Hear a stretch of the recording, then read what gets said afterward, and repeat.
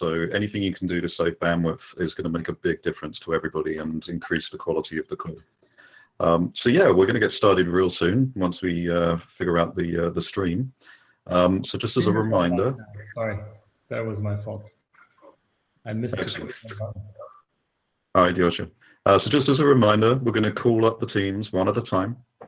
And when we call them up, if you have a team leader or a speaker, please share your screen if necessary.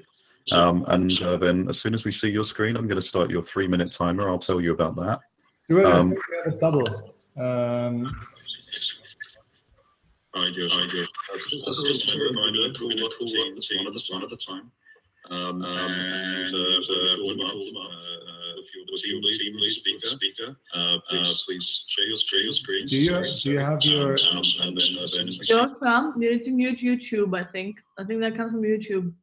Okay. All right. Yeah, it's because it's coming through both at the same time on your side, Yosha. So when you're unmuted, it's going to do the repeat. All right, so one more time. We'll call you up. You'll share your screen. I'll start the 3-minute timer. I'll give you a 30-second countdown. I'll just drop in and say 30 seconds just so you know when you're close to the end. And then I will make sure that you stop at the 3 minutes. And then the judges have 2 minutes to ask you questions. And then we'll ask you to make sure you unshare your screen. And we'll ask you to mute your audio once again. And then we'll bring up the next person. And that's how we go through the entire session. So are we ready, Yosha, to get started?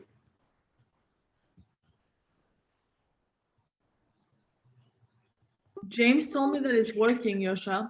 So it should be working now for Hacking Health as well. Are we all good to go?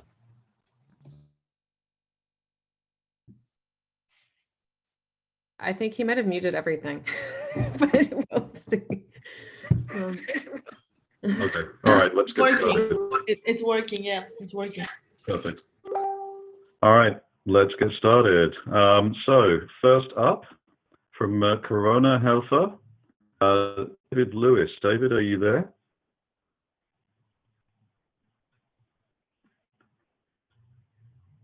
Do we have David from Corona Health?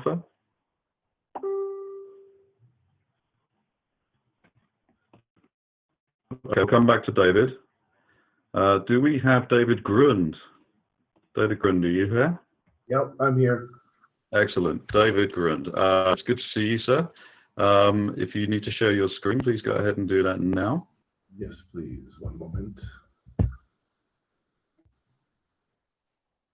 Okay, can you see my screen?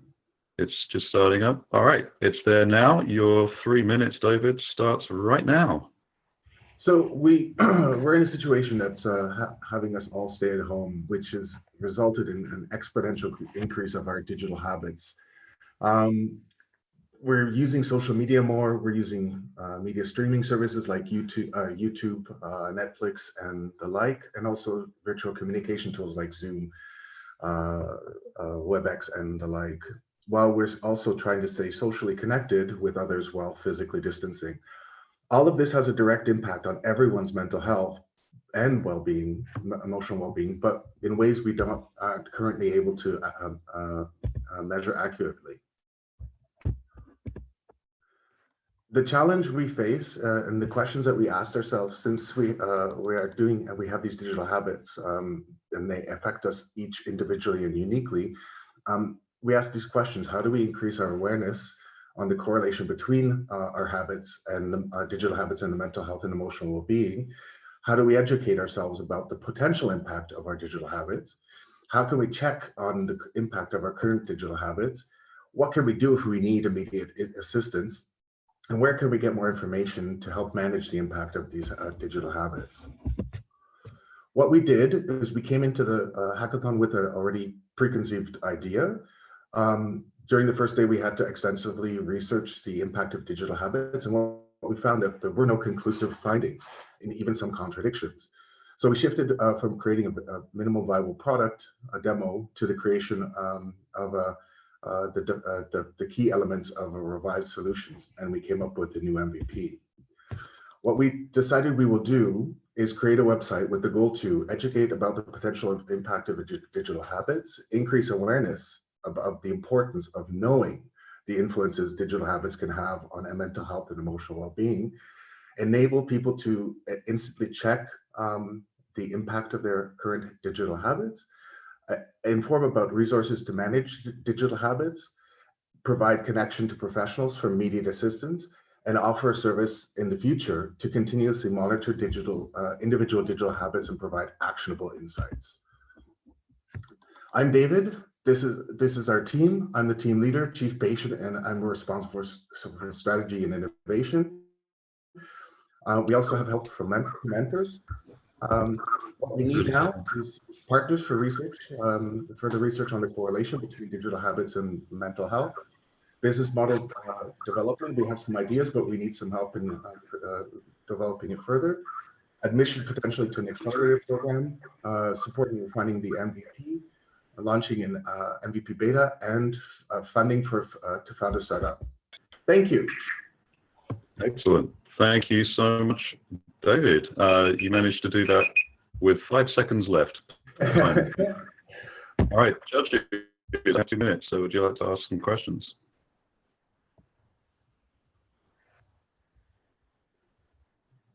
And please, judges, don't forget to unmute yourself when you want to ask a question. David, I have a question. I have a question. Oh, Danush. Sorry, Katerina. No, ladies first. I just wanted to ask David if you have a prototype or an existing website to show to us. No, unfortunately, we really wanted to focus on validating the idea and which direction to go, first and foremost. So unfortunately not. We spent our time researching, and that took up most of the time to show that there is no conclusive evidence about the correlation yet. All right, thank you. Valerie, also a quick question. Thank you. So what it will be, just that I understand it correctly, is a tool where I can sort of like enter or understand my digital, like newly developed digital habits and how they might impact my mental health, or will I get support once I know that there's something like an issue going on? Well, it was really 4 different areas. So the first is to bring awareness and help people educate themselves on the potential impact from different articles and different resources that are saying what could happen. An instant check. We haven't decided whether we develop that ourselves or could partner with other solutions that are out there. Provide links to telemedicine for psychiatric assistance. And the last one is the biggest leap, but is the most potential for future continuous help, is to develop a solution that monitors continuously in the background the data habits.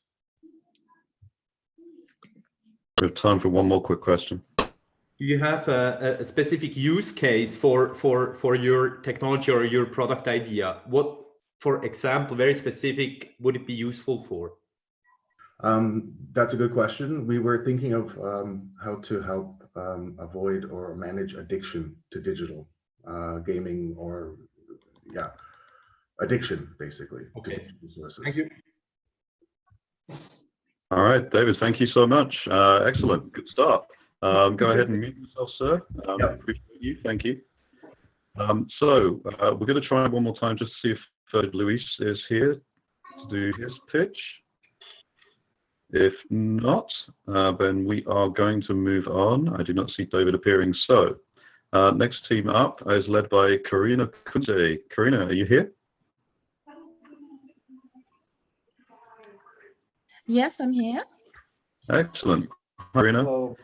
We have a problem. My screen, my connection to Hamburg is very bad, and therefore Tommy will share his screen, and we'll do a mixture of communication on the PowerPoint. And we have a little movie that we did not really. We will try it. All right, let's give it a shot. So yeah, go ahead and get something up on the screen for us, and we'll give it our best shot. So we need Tommy and me. Perfect. Everybody else, please mute. Do you see it? Yes. Yep, we see that. Okay, so your time, your 3 minutes starts now. So it's about the Magic Mask makeover machine. And the picture you are seeing right now, the next picture, that everybody knows. So the dirty mask goes in, the fine mask goes out. Our team consists of me, Tommy, and Hans. And we are taking part in challenge 2. Next page. We did research on the coronavirus, on the reuse of the mask, on the UV light, on ultrasound, heat, and yes. And we had a couple of results. Tommy, the results in short? Yeah, so I mean, like as I kind of write here, basically we settled on to a combination of ultrasound, soapy water, and heat because for a bunch of reasons, but ultrasound is really effective at cleaning surfaces by itself, and the other techniques have risks of degrading masks or just degrading the filters inside the masks and also encouraging mutation of various like germs to be more resistant to those things. Can we see the little movie now? About the usage? Yes. Okay. And hopefully that can just run.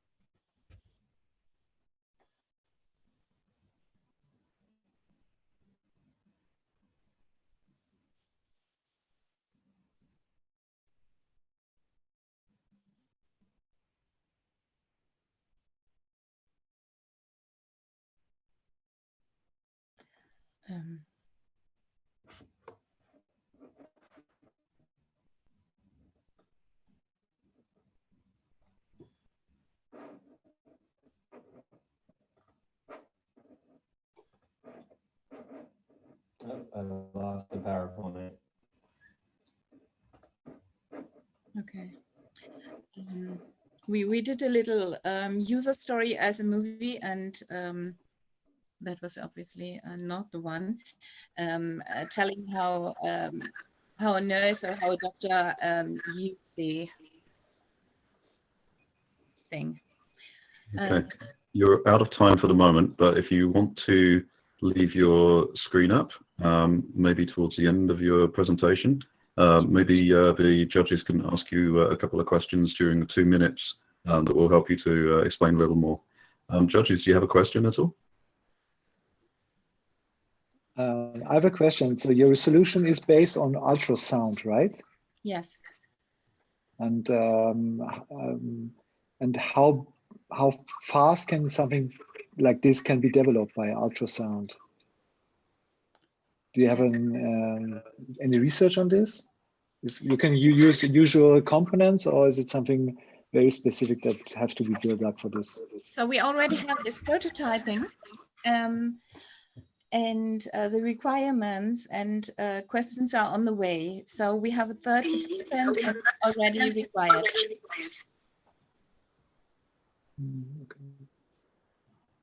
Okay, thanks. Any more questions from our judges? Yeah, this is Bart. You hear me? Yes, thank you. Yeah. How do you want to test the effectiveness of your test? By doing the typical tests you do in a medical laboratory. I guess basically you'd run masks through the cycle and then try to culture bacteria and viruses after running through and see if there's anything still living on there. We have time for another question if anyone has one. Valerie, quick question. Is this for the surgical mask or the N95, or as we call them, FFP2? Which type of masks do you think? FFP2 95. Although hopefully everything. Excellent.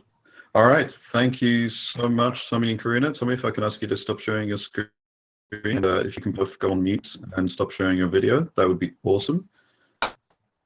So we're going to get the next team up, led by Danielle Sacco. Danielle, are you there?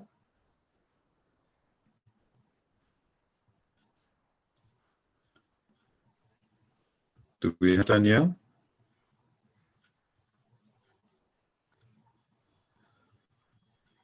No. Okay, so on to the next one for now. We'll give Danielle a chance to come back in a moment. Jeff Katz, are you there? Yep. Hi. Jeff, great to see you. Jeff, do you need to share your screen? So we pre-recorded exactly a 3-minute video and uploaded it to Google Drive. So if you can play the video, that would be fantastic. Okay.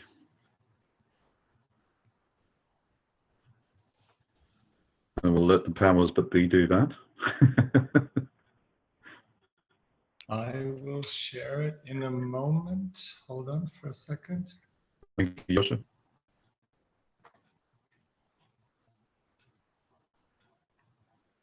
So the reason that we did a video rather than doing it live is mostly related to the technology involved. So doing a VR demo and a mixed reality demo is a little bit difficult via Zoom. Okay, there it is. Excellent. All right, let's all watch the video. Everyone, please mute your microphones. Thank you, Yosha.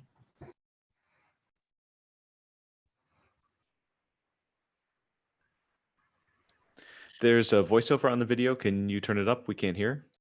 I don't know how that actually, hold on for a second. I have to stop it again.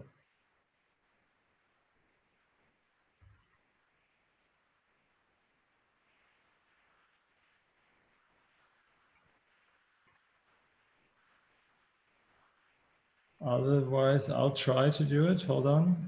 But otherwise, you have to do it on your own.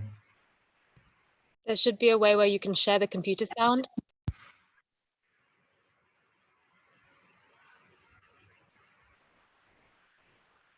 Okay, my computer has some problems. Can you do it on your own? Like play it on your own and... I can give it a shot. I make no promises. Oh, sorry, now it's working. Hold on. Rebecca Wood, Zed Zane, and Daria Baptista. I suggest we restart Yosha, so it starts from the beginning. Okay. All right, here we go. Hello, and welcome to our viz. We are Jeff Katz, Rebecca Wood, Zed Zane, and Daria Baptista. VR Viz is a virtual reality epidemiological visualization tool. VR Viz was founded as a modern approach to problem-solving current health crises on the international, global, regional, and local level. VR Viz taps into real-time data sources to create data-driven simulations.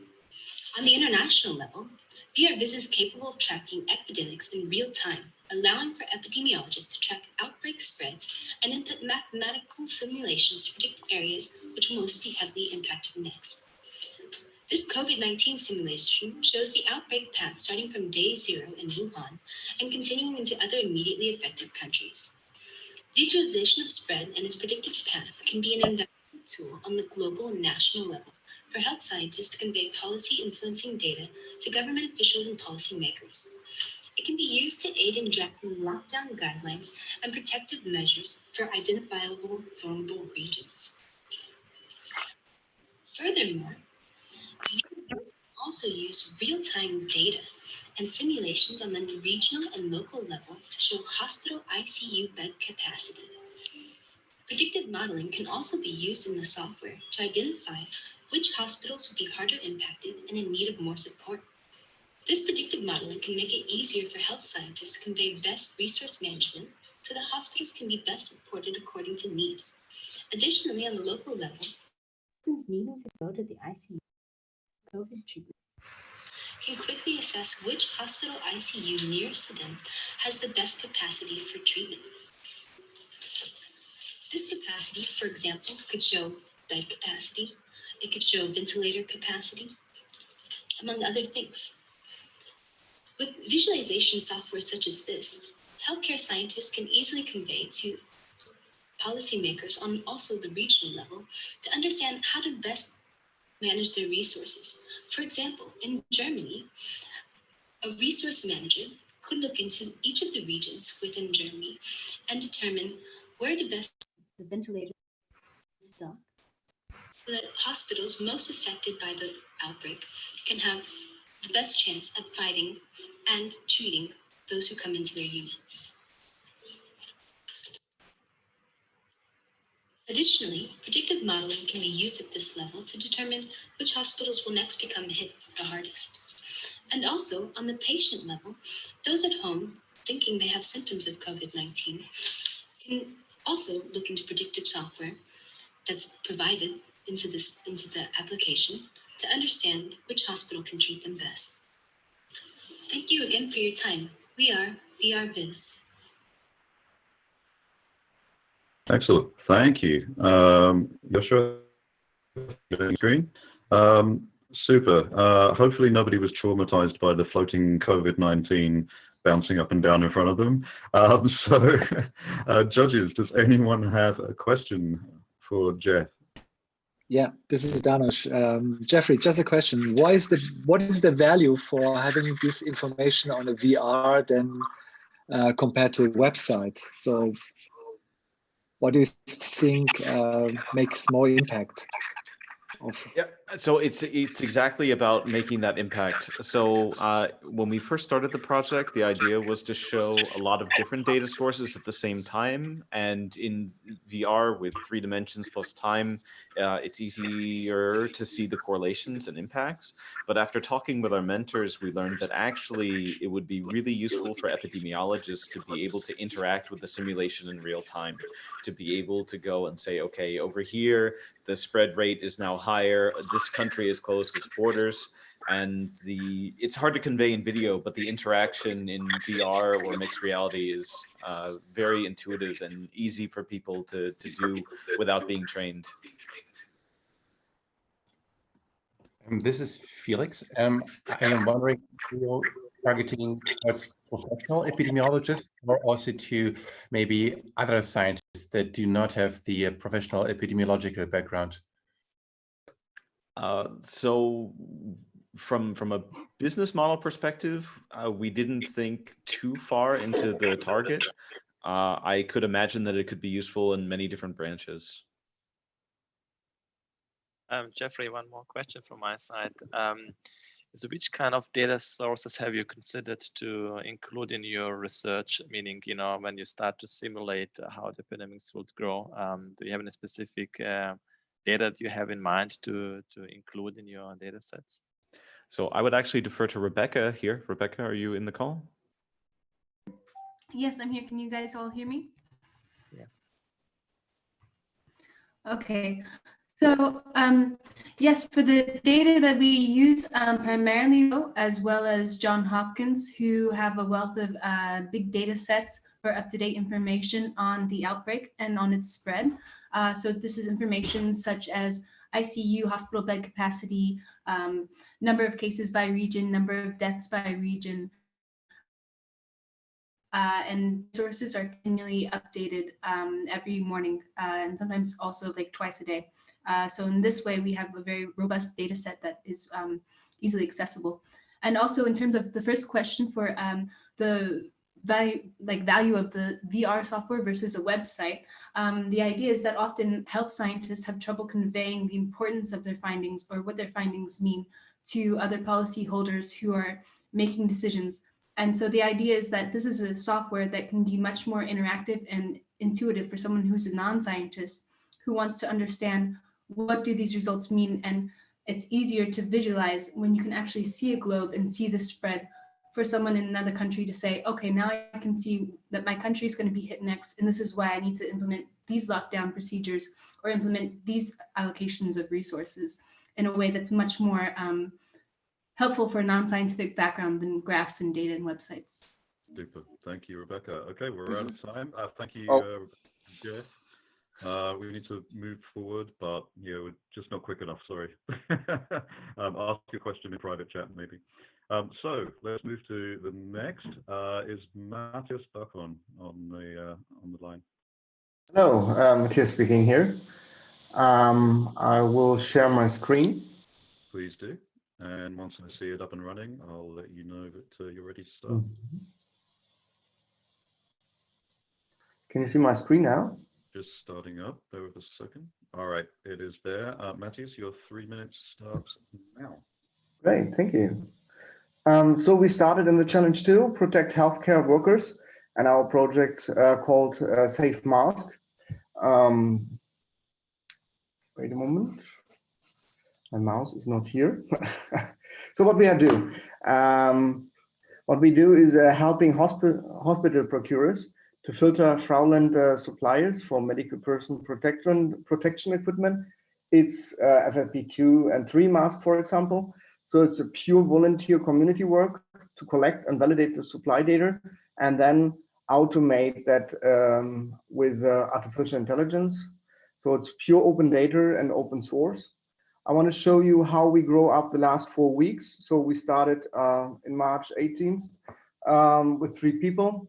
Then on the 20th, we started with Bio versus Virus. So we had the first model of a mask protection, working together with Charity and Integrity Next. Then the next one was a COVID-19 Global Hackathon. So we are focusing on fraud databases, and we're creating white and black lists. And we're working with, for example, Chinese supply chain databases. We work together with Zukunft Krankenhaus Einkauf. So they are organized, 30 purchases organized in WhatsApp. So we change them to a newer system. Then we work with a tool like Authentic for supply chains and Remedy Match. We are now part of the Solution Enabler program. And now in this one, we work with Charity, SAP Hartmann, and with Magic Mask Makeover Machine. What we did in this hackathon, we focus on a more people-centric approach. We define what we want to do with design thinking canvas, and we make interviews with very nice people here. What we also do, we create a hospital survey. So please take 3 minutes time to fill out the survey, rate the service, how your community can help us so we can help you. We can focus our volunteering work on services you really need. And what we have learned now is it was a great hackathon team spirit here. We learned new tools. We have interviews with awesome mentors, and we connect to other projects, and we find also new potential team members. So it was a great success. Thank you very much. If you want to join our team, you find everything here under Safe Masks. Thank you. Excellent. Perfect timing as well, Matthias. Thank you very much. So, judges, any questions? Yeah, this is Bart. I see the opening slide and you're mentioning my heroes. Actually, the picture you used is part of a campaign that I started. There is no reference to what we ever were doing. So you copied quite a lot of the content that we published, and you didn't make any referrals. So in terms of fair play, that doesn't make me a good judge here. I tried to reach out to you, you didn't reply. So whatever it is what you try to do, and I think I like the idea. It's a very profound idea, but you just can't take and copy and paste without making any reference. I think it's just not part of a fair play game. Just wanted to make that remark. This is the picture of the Charity, and we are working with Charity together. This is a picture that I generated, and the text comes from My Heroes hashtag. It's a campaign that we started, myheroes.global, 3 weeks ago. We can take the discussion offline, but yeah, sure. Please check your sources before you start using images and hashtags, because that's actually a project that we started, and there is no any reference to it. So in terms of being fair, I think I tried to reach out to you. This picture influenced us. This is what I can say. take this one offline, guys. Is there another Yes. question? I just, Valerie, I wanted to ask, quickly explain to me again, who do you work with to identify like fraudulent or fraud products? I missed that in the beginning. Can you repeat your question, please? Well, it's about identifying like fraud products, right? So I wanted to ask which sources, like who's giving you, who's checking this? Normally the procurers, the hospitals, they get more than 100 emails per day. Exactly. So they need to check this. But which database, or how do you check? I thought that the service that you provide is that we can check this email, we get the supplier name, and we check whether this is an actual proper product, right? So at first it's more, in the first line it's community work. So we check this for the purchasers. We share these supply chain addresses, put it in a database, and then more and more we will check these data with the databases. We are using databases from the UN, databases in China, and US databases. So there are many data silos all over the place, and we bring them together and check these sources. Okay, thank you, Matthias. If we can ask you to unshare your screen and mute your microphone and turn off your video, we will get the next person up. So can I call on Marvin Kemper? Marvin, are you there?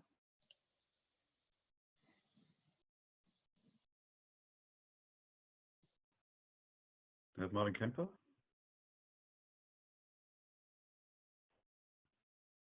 No. Okay, so can we call on Karen from MyCare? Karen, are you there? Yes, I'm here. Excellent, perfect. And I submitted a video earlier. Okay. Yes, I'm gonna play it. Hold on for a second. It has voiceover as well, so. Yeah, I already checked it. Hope it works. It's this one, right? Yes.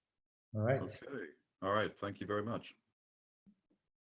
Going into battle are equipped with uniforms and armor to protect them and ensure an advantage over their enemies. Yet, not all enemies can be seen, and not all succumb to physical bullets.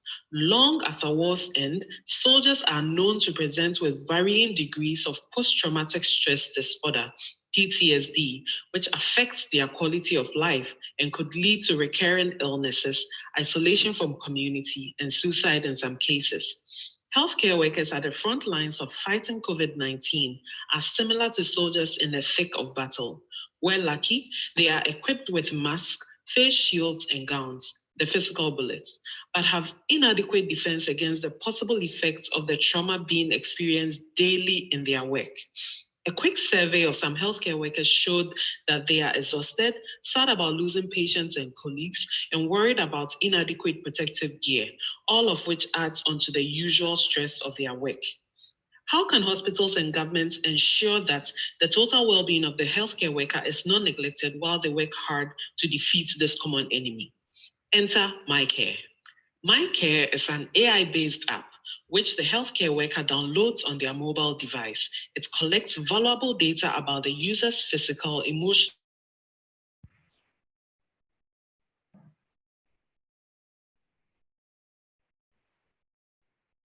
I think you paused it. And recommends timely, personalized, and applicable interventions.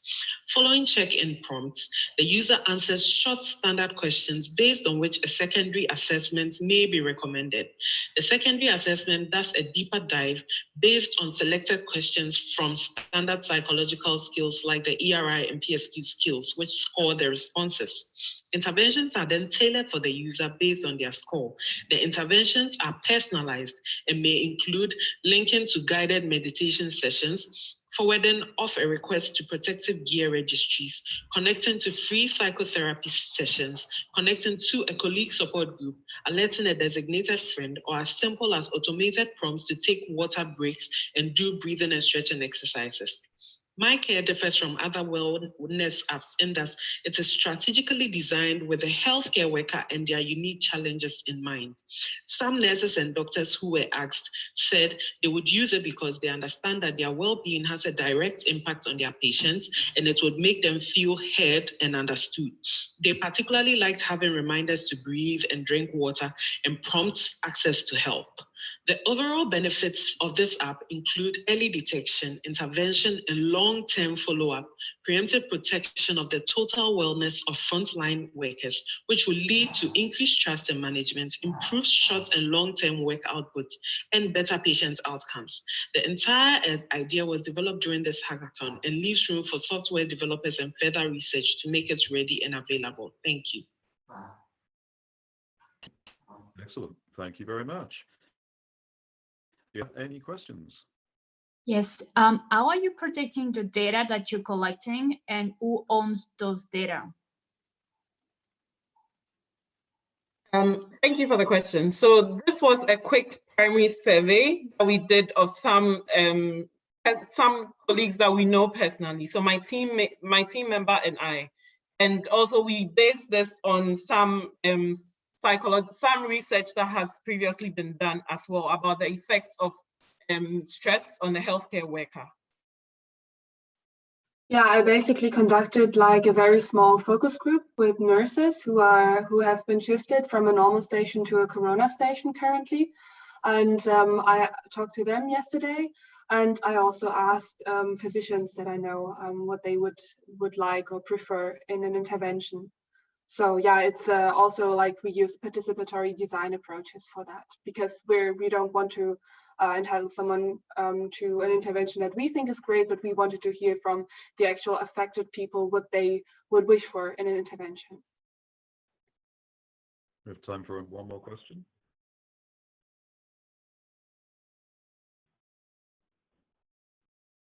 No? Okay, so thank you so much, Karen and Mel. Appreciate you, and we will move on to our next. So Ava, are you there from Micah?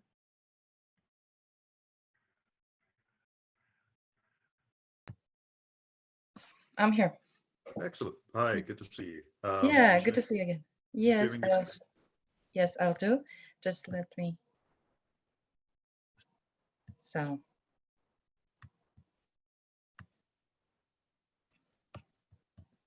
Excellent. Okay, we can see your screen. So as soon as you hit that present button, I'll start the timer. Well, just a second.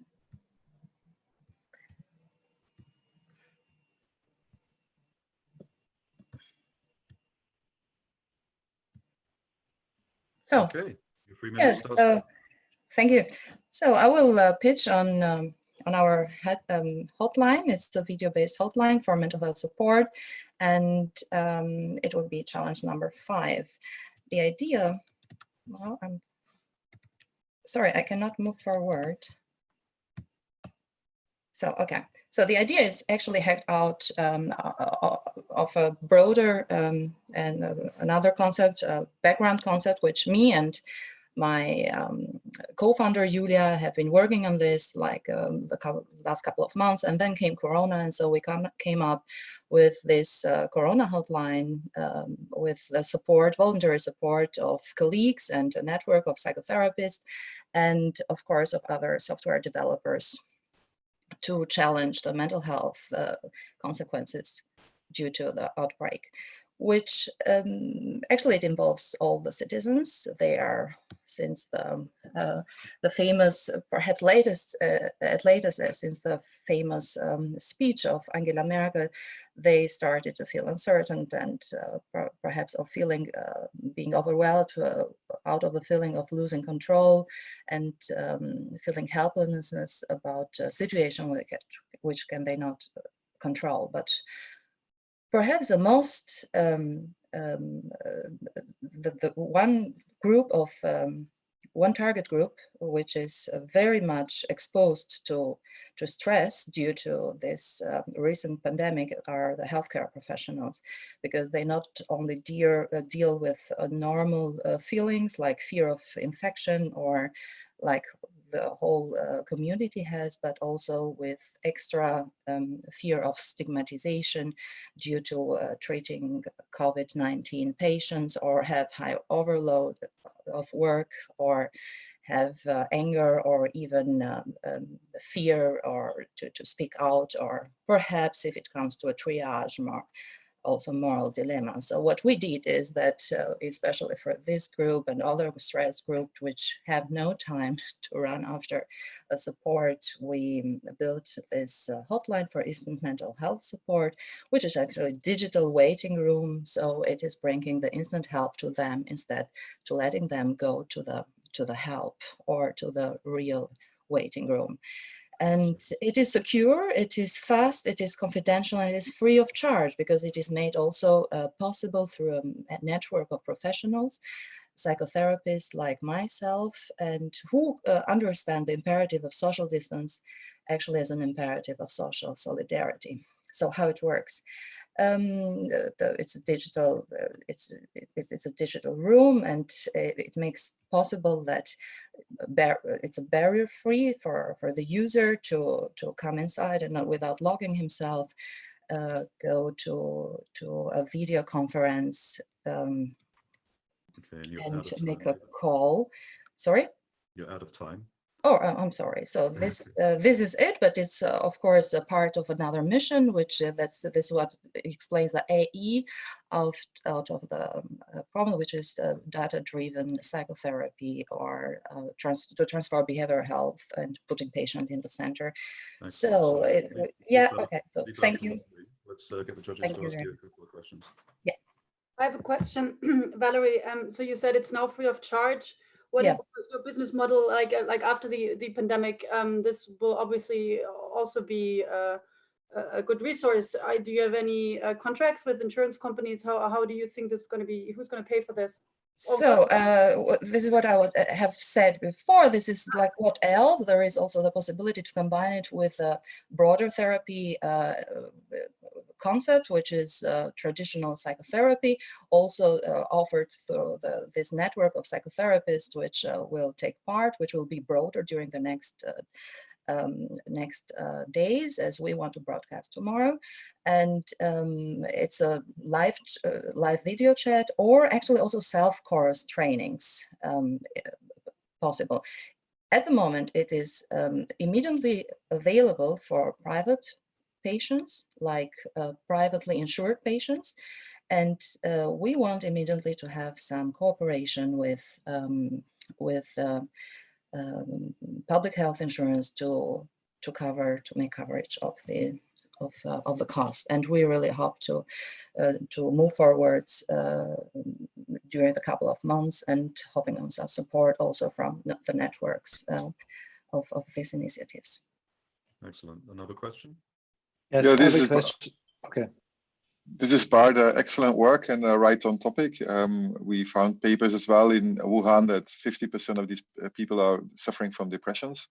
Yeah. So it's a very urgent topic. How do you want to compete against already the existing players? Because this is nothing new. Like, there are so many platforms out there that are focusing on mental health, on teleconsultation.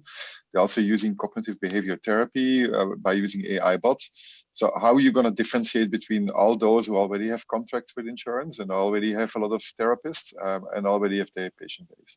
Well, one thing, two things on this, that there is actually, our competition is not that much known. This is MindDoc, and it's not Selfie or Better Health, because they have also courses and guidance, but guidance is not professional at this level of psychotherapy. So we combine the existing offers with the very professional, the highest professional level that in psychotherapy can offer. So this is one part, but the vision, and this is only one part of the vision. We start with a hotline, and then in a couple of weeks, actually, with online therapy to actually build a community which will serve us to come up actually with the real value proposition, which is data-driven psychotherapy for precision psychotherapy and personalized psychotherapy. Okay. Check also Mentavio. They are doing exactly the same. Mentavio. They are a platform. They are a platform, and they are actually a B2B. They are a B2B business. We are starting as a B2C business to really bring innovation directly to the patient. We've run out of time for questions, so Danush, I know you had a question. Yes. Yeah. Thanks, Stuart. Thank you. So, what exactly you achieved in the last 3 days? Yes. Danush, yes, of course. Can you ask in private messaging? We've run out of time for questions. A long Oh, time. all right. So I have achieved a lot of networking with the mentors. It has been amazing, and we made an app for the patient to make it possible for digital room, and we had a marketing expert on the team. Okay, we need to move on. My goodness me. You're getting minus points for crashing this. I've said. Oh, no. Questions in PMs, please can you unshare your screen over, and thank you so much for being here. All right, I told you I was a bulldog, everybody. Don't crash my timers. All right, make sure you unshare your screen, please, Ava, and mute your mic. Judges, ask your questions in PMs if you have any more.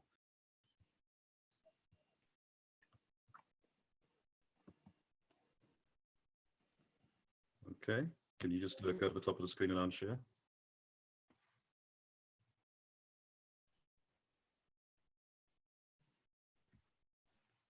Thank you for the note, Aline. Yeah, I'm having to use a headset. Eva, you need to unshare your screen, Eva. Oh, I'm so sorry. Okay, all right. On the top, go on the top. Yes, there's a green. Yes. Okay. Unshare.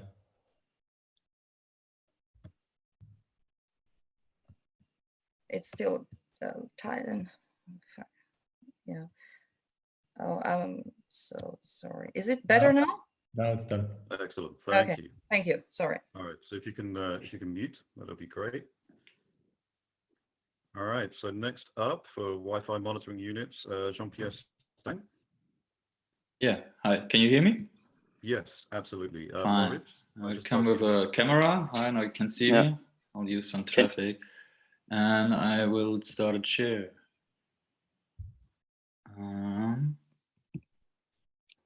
Right okay, here. So can you also hear me? I'm gonna talk you through this.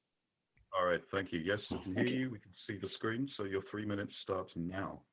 Okay, so we are Team Wi-Fi Bloom, and we provided a short video showing you our idea and product, and I'm going to talk afterwards a little bit more about it. So let's start.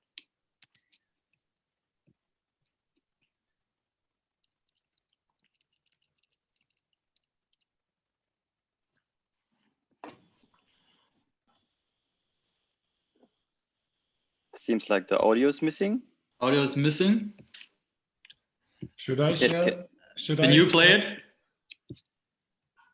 The audio is not get by the screen capture. Should I show the video? I have it as well. Yeah, that would be perfect. It's in the box. That would be perfect. All right. Then unshare your screen, please. Yes. There it is. Where's the button? I already did it. You did. Thank you. Okay, right. Perfect. Thank you very much. There you go.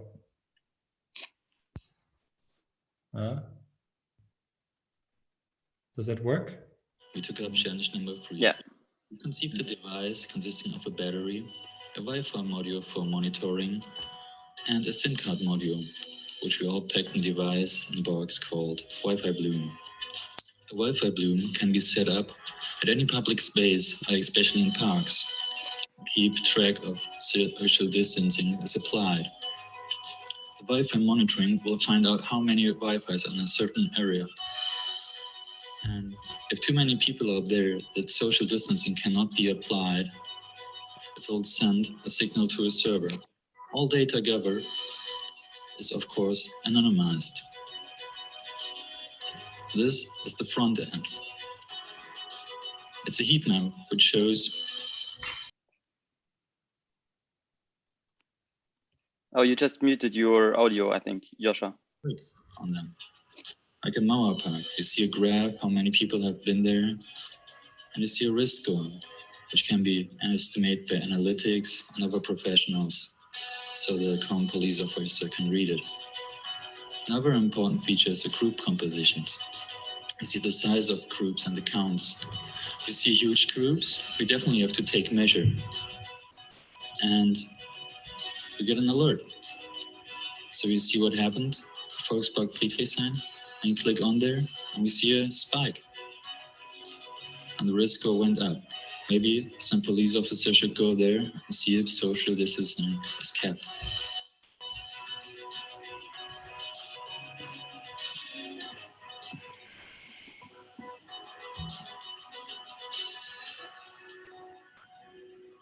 Okay, so that was the video. We already provided the document showing you more of the technical details because it's hard to explain it in 3 minutes. The document should be shown now. Jean-Pierre, if you can show your screen, maybe you can show it during the Q&A. And I think then I'm ready to answer your questions. Excellent. Thank you so much. Yes, whilst that's being open, so judges, do you have any questions? Am I sharing my screen? Yes, Yes. you are. Okay. You can scroll as you like. I have a question again, Valerie. Hi. Yeah, hey. So you're using like Wi-Fi, sort of the signals as a proxy. So we're not actually measuring the distance. I didn't understand it maybe properly. Yeah, technically it's a little bit more complicated. The thing is, Wi-Fi devices like mobile phones, when they search for Wi-Fi networks in their surroundings, they send a specific package, which is called probe request frame, to ask all the Wi-Fi networks to respond. We are just capturing this package without providing a real Wi-Fi network. So there is no need to connect anything. We just capture this package and analyze it. So we use it to analyze the signal strength, and then we can estimate the distance a little bit, only roughly, but enough. And so we can also try to measure groups, because groups are having a similar arrival time, and they are having a similar signal strength, for example. So is this like the Google traffic tool that I see when it's red on my map? It's similar, but different. It's using a different technology, but the result is kind of the same. The police has the ability to see how many people are currently in a park, for example. And also it gives an estimate about the risk, which Google Drive doesn't really do. But can I do one more, Stuart? So what you want to reach is, what you want is people to see this, users, not the officials, use it and like change their own behavior because they see there's a crowd. No, actually, we want the police to use it, so that because I saw police cars driving around in parks pretty randomly and just like talking to all the people they see that are sitting around and meeting in bigger groups, and this would allow them to go like super targeted to one specific park because they know somebody's breaking the rules there, or at least the risk in this park is higher at the moment. You just go there and tell the people, or alert them, tell them, hey, that's dangerous. You don't have to just cuff them, you have to tell them. Got it. I just try. Maybe you can also imagine a situation where people actually use this and adapt their behavior. Yeah, sure, it's possible. Yeah. Maybe it just makes noise. You could do that too. It just makes noise. You don't have to have the front end. Just makes noise in the park. Too many people. I do have one more question. How do you get all this data? I mean, do you need to release something on your smartphones, or you just collect No. it? There's no need for anything to change on the smartphones of the users. We just need our device in the park, and it's just like it's just monitoring. It's just reading. It's it's not actively talking to anybody. It's just listening to what the device is sent, and this information is enough to know, because every device sends its unique identifier. Excellent. I got you, but instead of so we're out of time on questions. Any more questions? Just PM. Thank you so much for being here. That was wonderful. Thank you. So next up, we have Daniel from the client. Are you there, Daniel?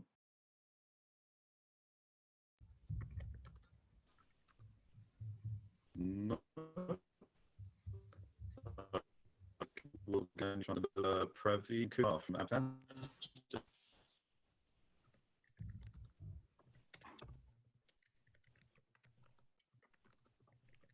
Is that a no to Praveen as well?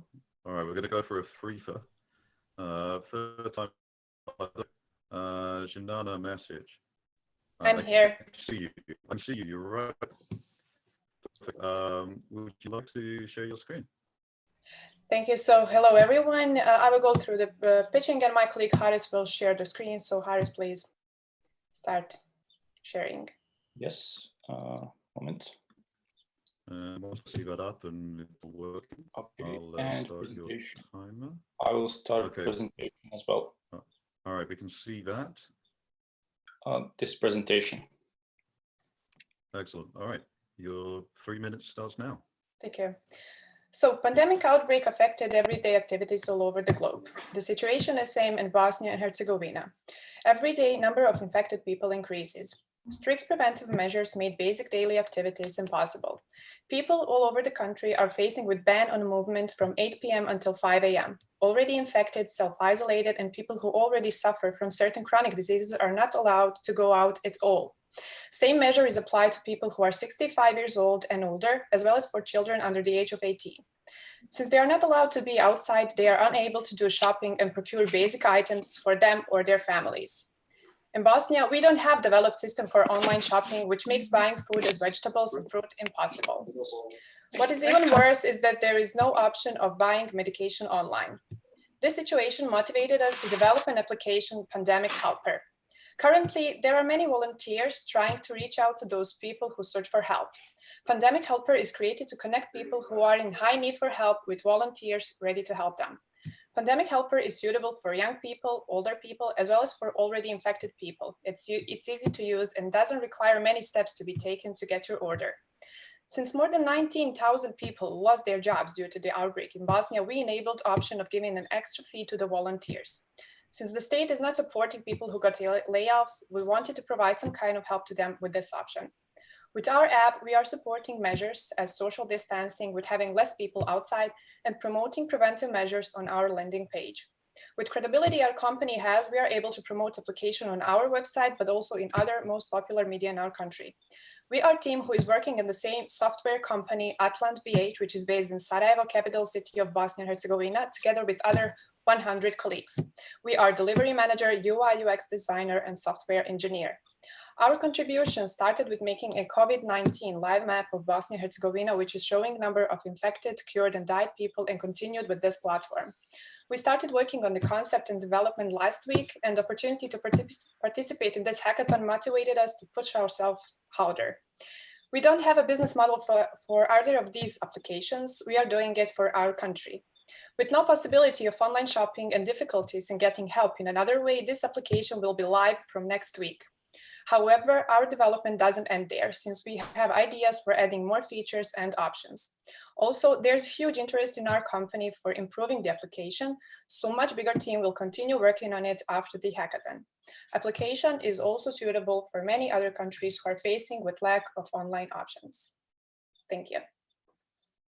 Perfect. And also you get the award for finishing with the most time left. Thank you so much. Really appreciate it. So judges, please ask your questions. Hi, this is Felix. Very great idea. Can you tell us quickly what exactly you added in this hackathon? Can you repeat what I added? What you added to your idea during the last days of this hackathon. So what we started is actually the concept, and we started something of the backend development. What we actually finished during this week, and we finalized a bit backend and front end, and also our designer finalized UI and UX for this application. Any more questions from our judges?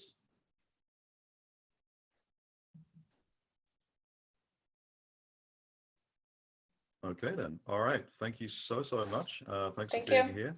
If you can unshare your screen and your team can switch off videos, that would be wonderful. Yeah. Thank you. Thank you. All right. So next up, we have Aaron Day. Aaron, are you there? Hello. Hello. Good to see you. Really good to see you. perfect. So we can see your screen. So your time starts now. Great. Thank you so much. So I'm Aaron, and for me, this is a very personal challenge. For me, my family, and I know a lot of people who are affected. But what I know is that I'm not unique, and we're actually all united by this. Today, I'd like to tell you about how you can do 3 things to make a difference. It's very well known that people with pre-existing conditions such as cancer, cystic fibrosis, or diabetes need to take extra precautions, but there simply isn't enough data or experience to know what will happen. The only solution seems to be to put everybody into isolation, and probably rightly so. But this doesn't really work in the long term. It cuts off regular care and could make conditions worse with really long-lasting effects. Until we have more data, we need to protect and advise this population based on a better understanding of their actual risk factors. Our solution is a simple app that allows people to check their individual risk and take action. It provides personalized risk assessments, medically verified plans, and resources such as remote consultations and online peer support. With the app, you'll be able to set up a profile and provide information such as your age, gender, activity level, and information about any underlying health issues. You'll also be able to combine your wearables and any other testing equipment. Your data will then be combined with additional data sources such as local infection levels or control measures that could affect your risk.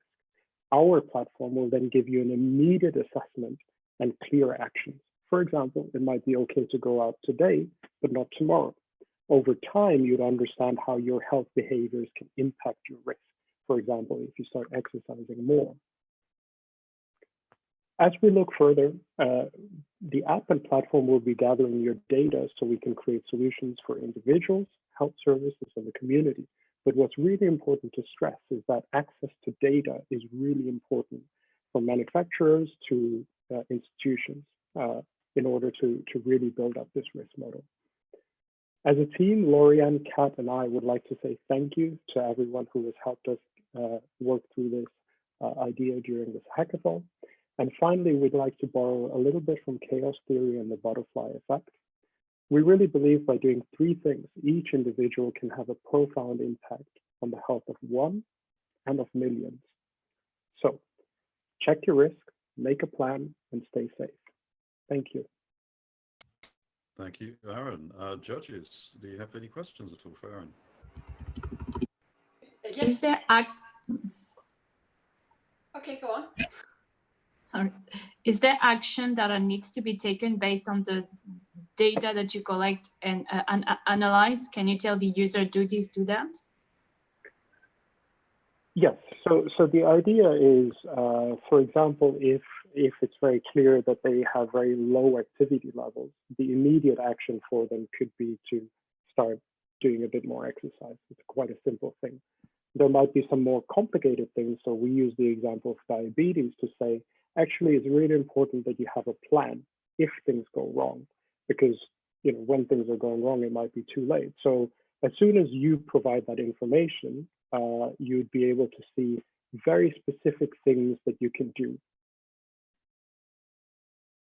This is Sylvia Thun from Charity. Did you use any healthcare IT standards? Sorry, I didn't get the question. So did you use any IT standards, like CD10 or FHIR? As part of our exploration, we didn't manage to get that far. What we heard from a number of people was the integration is a very big challenge. So getting data into a nice format to bring into the platform. And that's why we started with the self-assessment route, because I think over time it would be amazing if you have that data portability, but the quickest way to generate a risk model would be to include self-reporting. But absolutely, if we could get those data in a good format, it would be really, really helpful, I think.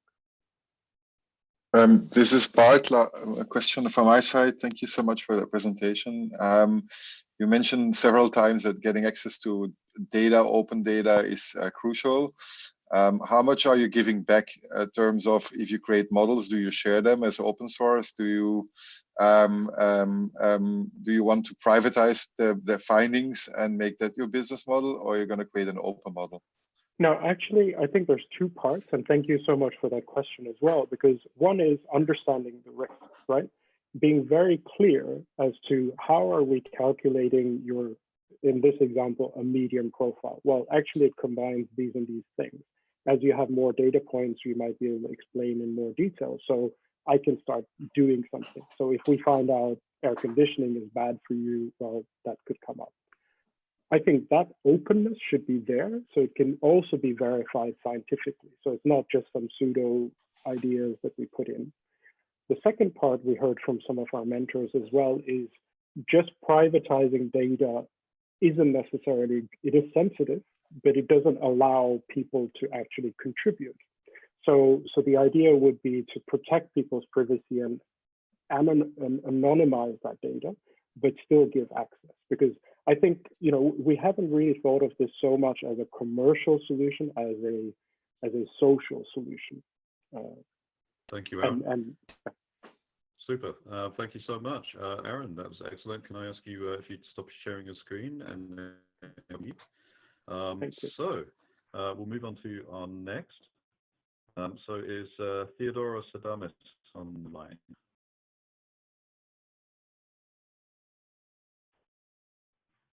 Theodoros?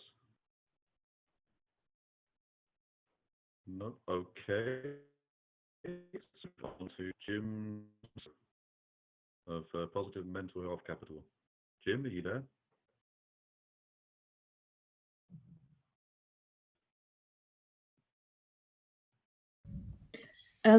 Hello, this is Yankee speaking. I'm also searching Jim because he's in my team.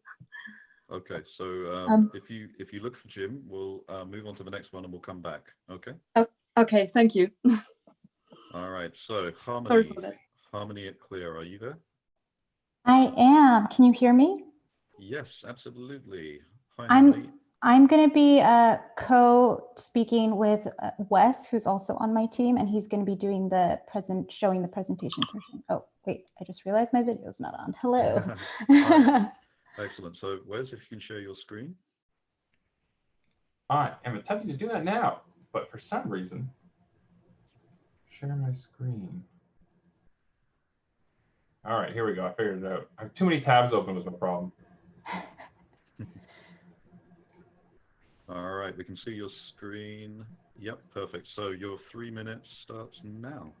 Okay, hello everyone. I'm Harmony Pilabello, the team leader of Team Clear, and this is our app Recover, a multi-purpose self-assessment tool created by a well-rounded team of 8 over the course of this hackathon. The idea was born after realizing people don't know if they need to get tested and hospitals are at capacity without enough resources.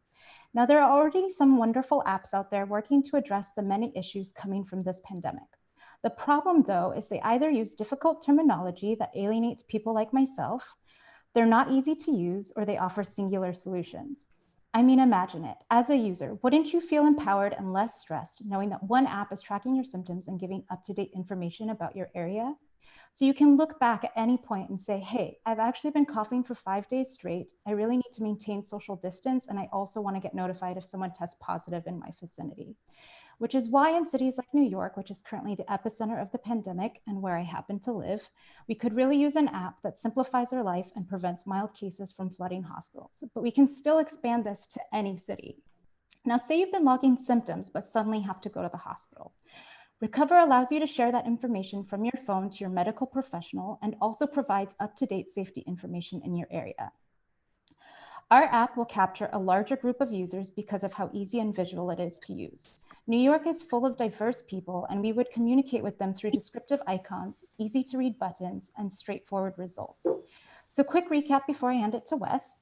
Recover is user-friendly, which is great for non-English speakers and the visually impaired. It would provide increased analytics by combining self-assessments with contact tracing and relieve multiple pressure points for the user and the medical professionals. So contact tracing. Right now it's manual. People are phone volunteers, phone people. They figure out where they've been, who they've been in contact with. This can be slow, shortage of volunteers, and the data is instantly outdated. Our solution is digital. You get fast acquisition. You can identify patterns quickly, those super spreaders, as you will, and it's always up to date. Now, combining these two data sets together can be very useful epidemiologically speaking. One on its own has weaknesses, together strong. Under the hood, we built some really cool things this weekend, 3 things. The first, Harmony already talked about, built on Firebase and Google Cloud. Check your symptoms, log your symptoms, see if you need to be tested, look at your symptoms back. We also added in FAQ, simple things like that. News in your area, up to date, what your government's telling you to do. This is just a simple RSS reader, XML feed. Then the really cool stuff we built in R and Google Maps APIs. So you're able to get the data from the phone, where you've been. We have the data from the government, so where symptoms and outbreaks are. We can map that to tiles, bring that into Google Maps API, add back in the path routes to users so they can see how they've traveled to these zones, and even show the locations of testing facilities to them in their path. Excellent. Well, So in conclusion, that turns out to be your time. Oh, okay. So yeah, perfect. We were done anyway, so it's good. Yeah. All right, so judges, 2 minutes for questions, please. Can you add some symptoms manually, or is there a drop down of symptoms that you guys provide through the app? Right now, the symptoms in the app are provided. It's the ones used by the different authorities for their determination if you need to be tested. We've used a Firebase database, which means we can it's non-SQL, so we can add symptoms as new data comes out. One of the new ones that came out recently was diarrhea, if you might remember. Originally, that wasn't one of the criteria, but now it is. And so as we get more data and we learn more about COVID, we can add things in very, very easily to this database questionnaire. Great. Any more questions?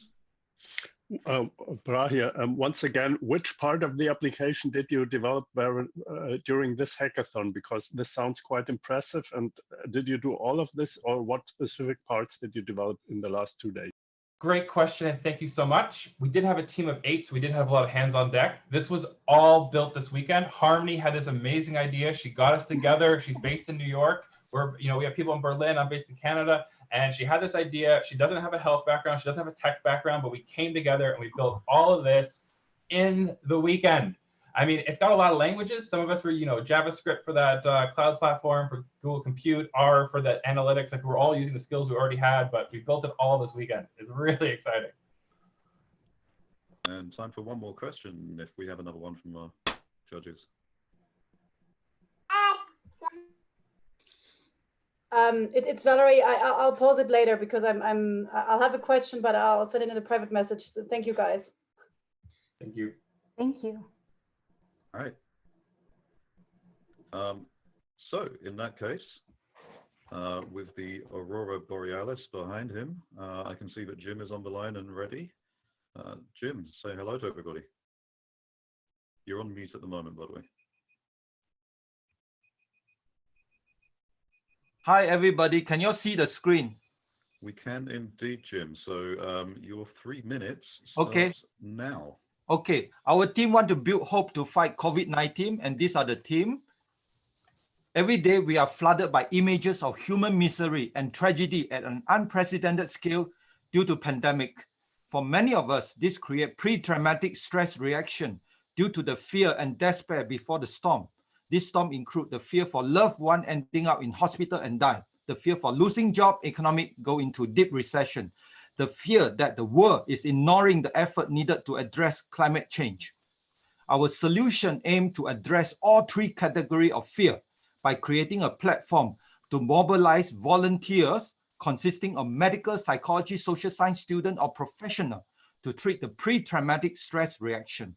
The platform connects and coordinate the worldwide help of this volunteer to join force to build the positive consciousness to give hope that we all need to fight COVID-19.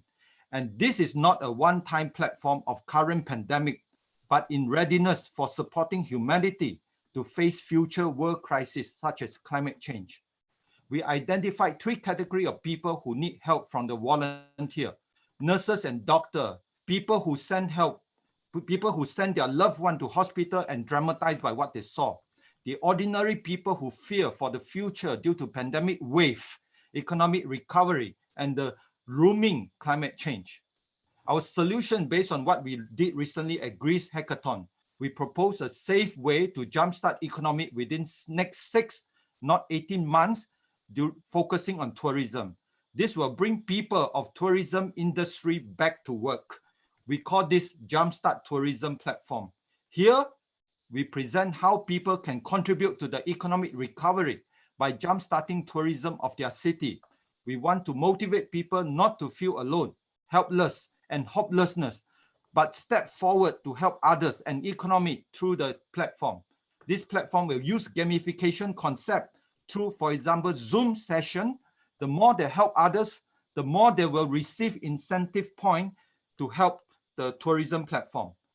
The platform helps people to build hope, the positive mental health, key to robust immune system to survive, to fight COVID-19. How volunteer can deliver support session for the 3 category of people to build hope. The more the volunteer help others, the more care point they accumulate to contribute to the jumpstart tourism points of their city. The volunteer will receive care points from the 360 feedback they received from all people participated in the online supporting platform session. The platform empower everyone the possibility to step forward and contribute. And this is example of the possible pre and post dramatic reaction. This is an appendix to show what kind of technology used in Jumpstart Tourism program. And this is a cloud architect behind the platform. Thank you very much. Thank you, Jim. Judges, do you have any questions for Jim?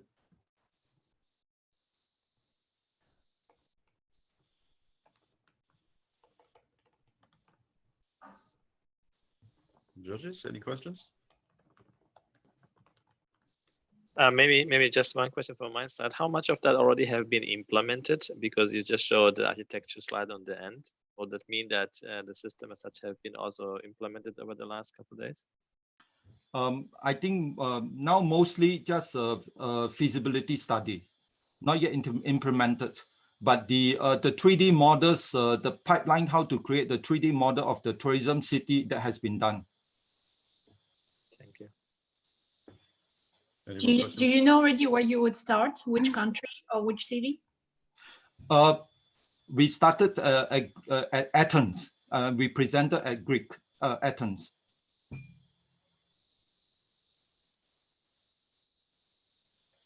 Okay, and any more questions? Maybe one more. How do you motivate actually people sharing those information on? Any specific thoughts around that? Maybe Janke, do you want to talk about it?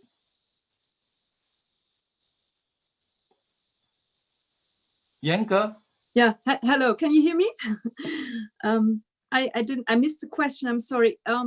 Is it a question regarding the pre-traumatic stress disorder ideas, or?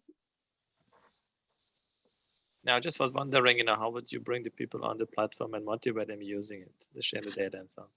Okay.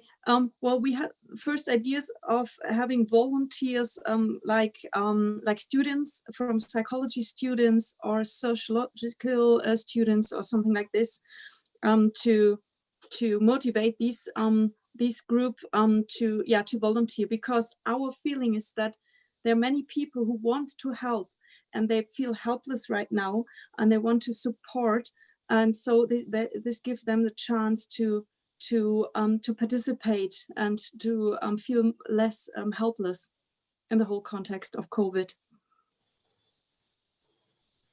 So, thank you so much. All right, that is time. Thank you, Jim. If you could stop sharing your screen, and if you and your team have your microphones and stop your videos again, that would be wonderful. Okay, thank you. Thank you. All right, so next up, representing the team DHM, do we have Sophie Gruber? Hi. Hi. Hi. It's Daniela presenting. So Daniela and Sophie, we're both the team leaders. Perfect. I'll be presenting because she's on her mobile phone right now. Oh, no, you're not actually. Okay. Excellent. So okay, let me share. Yeah, share your screen. My screen. Ah.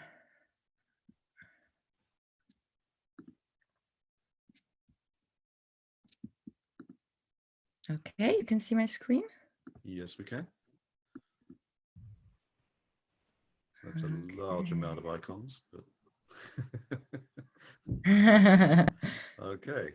Wait. All right. So as soon as you hit, Oh wait, get started. that's. All right. So your 3 minutes starts now. So hi everyone, we're Team 7. Have you ever wondered how many languages a general practitioner needs to speak during COVID-19? We have counted, it's 3 languages. They need to speak an emotional language for the patient, a practical language for their coworkers, and the academic language in the research area. The Health Managers app tailors and translates relevant academic research into visual abstract for patients and practical advice for health workers. Meet Maribel Sanchez. She's a GP in Spain. She's been working under time pressure for weeks now. Her current biggest pain is a misinformed and scared general public. She's overwhelmed by questions from patients and healthcare colleagues and by fast-paced updated research studies from the academic community. But now she has 10,000 research papers at her fingertips.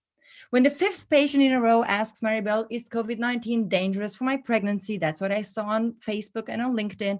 Then the app runs a customized scan and creates an output that Maribel can easily share with her patient or with her staff. The patient and staff disseminate the good research in social media quickly.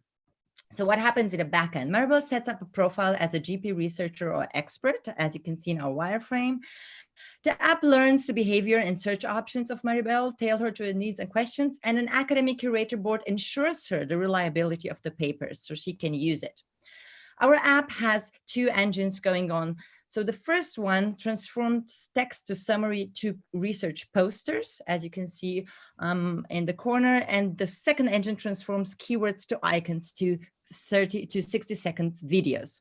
Maribel can now make twice as many consultations for people with COVID-19 and other patients, and the app helps her become more digital, stay updated, and inform her patients and staff while helping spread the good research. So what did we do this weekend? Well, we had 60-second video prototyping. We did a front-end GitLab ABS code summary. We already have a database of 30 relevant papers and most common questions from based on GP interviews, because we were very, very user-focused, and we pivoted our idea on the GP. We have a look and feel for our app, and this morning we received 3 user feedbacks from a GP, a ER, and a GIN based in Switzerland. Where do you want to go next? So within 3 months from now, we envision to work with at least 100 GPs in 3 European countries, scale up our database to 50,000 papers to train the first engine into deep learning neural networks, because we found it needs to cluster data into context, methods, outcomes, and limitations to give a broad picture of the research.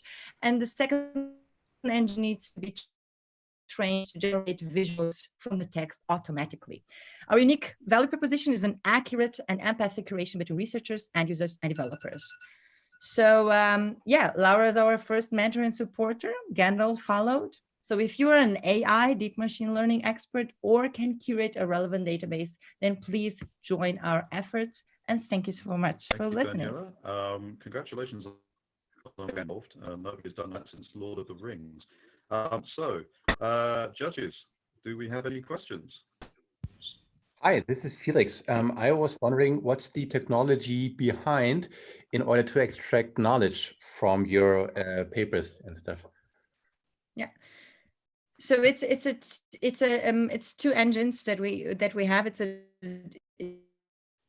deep learning engine on neural networks, extracts clusters. So we found that research papers have always the same structure. There's a context and theory, there's a methodology, and there's the outcomes and limitations. And the first summary that's before the paywall at most papers doesn't include that information. So it's only the conclusions that come out. So this is the first engine that we have. And the second one is one that generates visuals from keynotes, because we want to create a video for the patient, a 60-second video. Actually, I can show one that we already did of one paper. And then there's a poster that staff member can use. So we are working on these 2 engines right now, and we already coded something over the weekend to test it out. Maybe Jan can say more details about that. Thank Or you. did I answer the question? How do you detect fake news?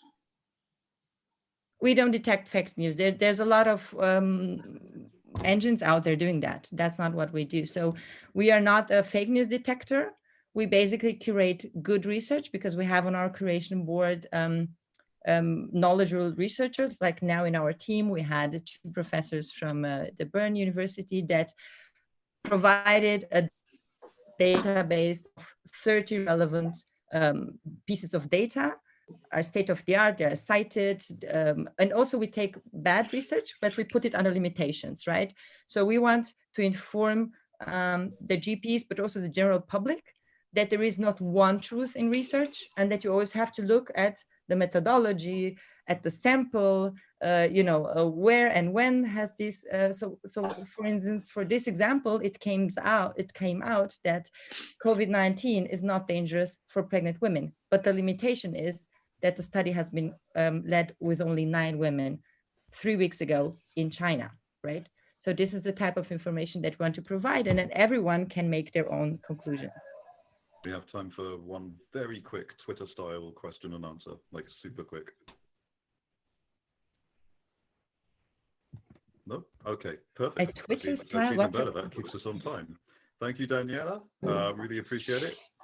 You can check our video on the drive, so the short video I did, and also our mock-up website. Sure thing. Awesome. Thank you so much. If you and your team could mute and switch off your videos, better move on to the next.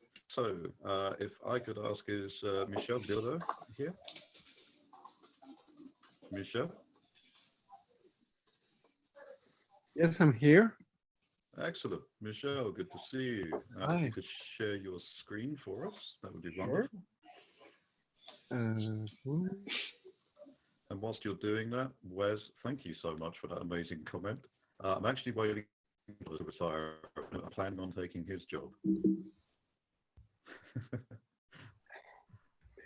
Are you seeing my my screen? We can see your screen. Yeah. Okay. As soon as you start presenting, I will start you off. Okay, I did a video, so I'll let it play. Hi, okay, an IT architect specialized in health. I'm trying to imagine how we will return to normal life. Can you increase your volume, Michel? Useful for key workers Sorry? who have had coronavirus. Can you increase your volume? We can hardly hear it. Oh, yeah. The idea is simple, but implementation could be complicated unless you have existing projects already in place in Canada to issue those immunity passports. That's the innovation that we want to put forward here. Those existing projects use the VAN network. It's used by 2 government, province, and the federal government to issue business permits. This architecture could easily be changed to emit immunity passport if trust organizations are replaced by health authorities. The underlying technology, Hyperledger Indy, is supported by many major organizations. Health organization is often decentralized, like in Germany. They are called issuer. Never patient data is put online, only the proof, which are meaningless numbers.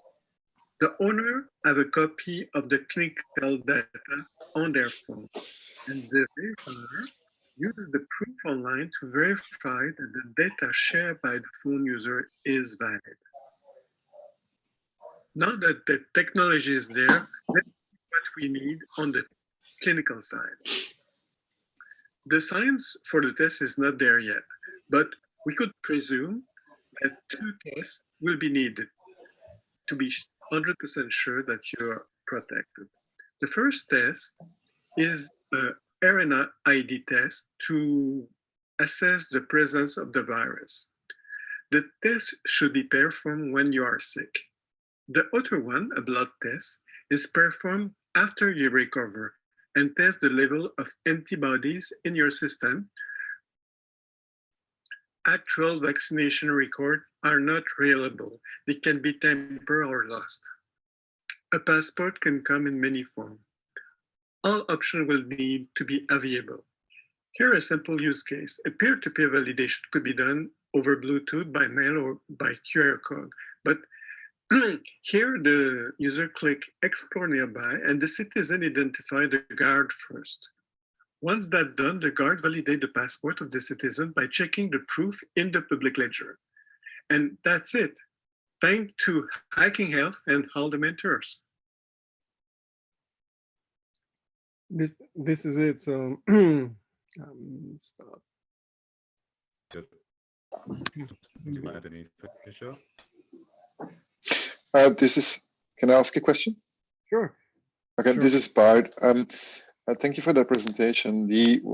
I'm a bit confused because we are missing long-term data on the immunity, right? So how do you guarantee that these patients that are obviously tested with immunity have not a declining number of antibodies, because we are missing long-term data?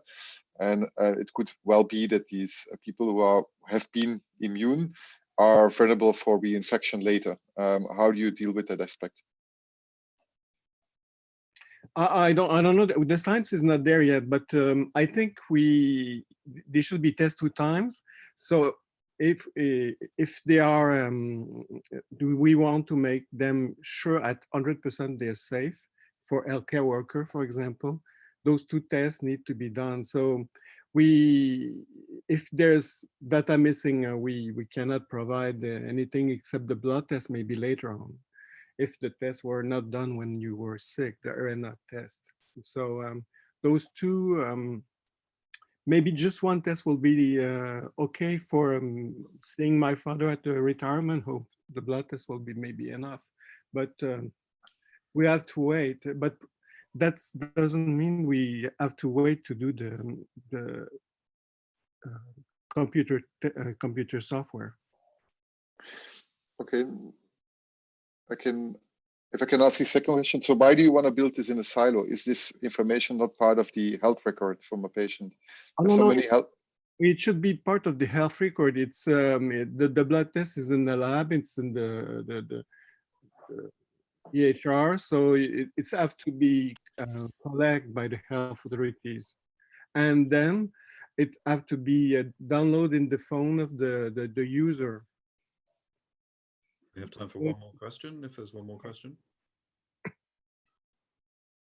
Just quick question, Valerie. I saw the word public blockchain in there. I didn't understand what was going on with that in one of the visuals.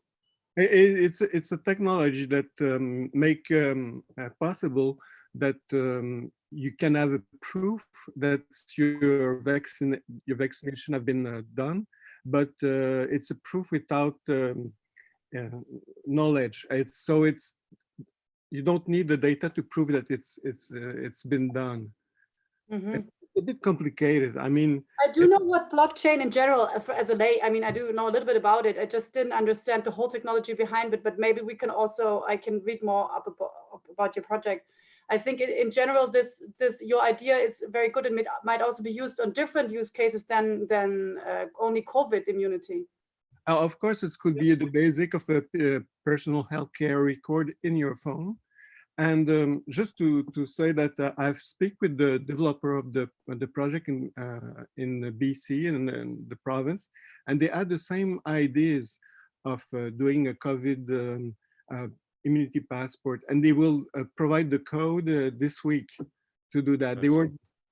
That's strange, but that's it. Super. Thank you so much. Thank you, Michel. If I can ask you to mute your microphone and switch off your video. We're going to move on to, last but not least, is Brian Lauber here. Brian. Howdy, I'm here. Hi, See. how are you doing? Oh, I'm doing all right. It's a little early in my time zone. Are you able to see me all right, by the way? Yes, absolutely. If you go ahead and share your screen with us. Okay, and if you don't mind, I'm going to turn off my camera during the presentation because my view is at a really odd angle. So no worries. I don't want people seeing my chin the whole time. Oops, hold on a moment. Stopping that video, and I don't use Zoom very often, so I have to figure out how to do this. Oh, apologize. I have to actually fix something with the Mac system preferences, so I'm going to have to exit the call and rejoin. All right, you do that. All right. Okay, so whilst Brian is away for a few seconds, this is everyone's opportunity now to get up off your chairs, maybe shake your hands a little bit, you know, make sure that you haven't just been sitting there for the whole time. I would imagine that anyone that has their video off has probably been doing dancing and pirouettes around the room whilst you're listening to the pitches. But anyone with the video on, like us, maybe you haven't had a chance to have a small break, so feel free to do that. But for everyone that has come and pitched so far, it's really remarkable to see all of the hard work that everyone has been doing, to listen to all of your pitches. And by and large, Zoom has been particularly helpful today and not been too buggy. So thank you to everybody for bearing with any of the Zoom technical issues. But yeah, we are just at the finishing line now. So Brian is our last pitch of the day, coming to us, I believe, from Canada, which is very good of him. It's quite early in the morning over there. And just wait a few more seconds. This is your opportunity also to maybe grab a glass of water or something along those lines, because we need to keep hydrated, of course. All right, so Brian is back with us. We can see your screen, Brian. Yep, but it closed my browser. So again, I apologize. It'll be just another moment while I get my presentation reloaded. No problem at all. Once again, 2020 is proving that we haven't fixed technological issues yet. Yep. It's also proving that, you know, we have to actively make sure we use all of the video conferencing technologies so that we open up the permissions for all of them. Exactly. All right, get over to the correct account.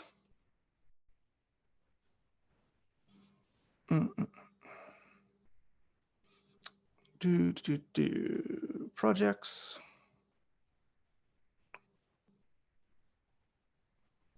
No, let's see. There we go. Recent stuff. All right, so as soon as you hit the present button, your 3 minutes starts. Hold on a moment. Pulling my notes around. I swear I had all this set up just a moment ago. All right. Are you good? And, whoops. Get this full screen again. There we go. Now I'm ready to go. Okay, your 3 minutes starts now. So Contribute to Us is a tool that allows everybody to establish supply chains and contribute at a grassroots community level. What exactly does that mean? Well, let me tell you about my experience with the toilet paper crisis of 2020. One day I heard a news report stating that I need to self-isolate for a few weeks. So like any rational person, I rushed to the store to buy toilet paper, but everybody else beat me to the punch. So I, like many others, returned home empty-handed. The fact was there was still plenty of toilet paper to go around. It just didn't go around. All of it ended up in a few households and everybody else was left with anxiety. So now what? How should I go about getting toilet paper? Could I go to a different store? Well, they were all sold out. Maybe somebody was going to return used rolls. Well, that seemed unlikely. Could I demand more from the factories? Well, they were just overwhelmed. There was nothing they could do. Could I call a friend or family member and ask for a roll? Well, that might work.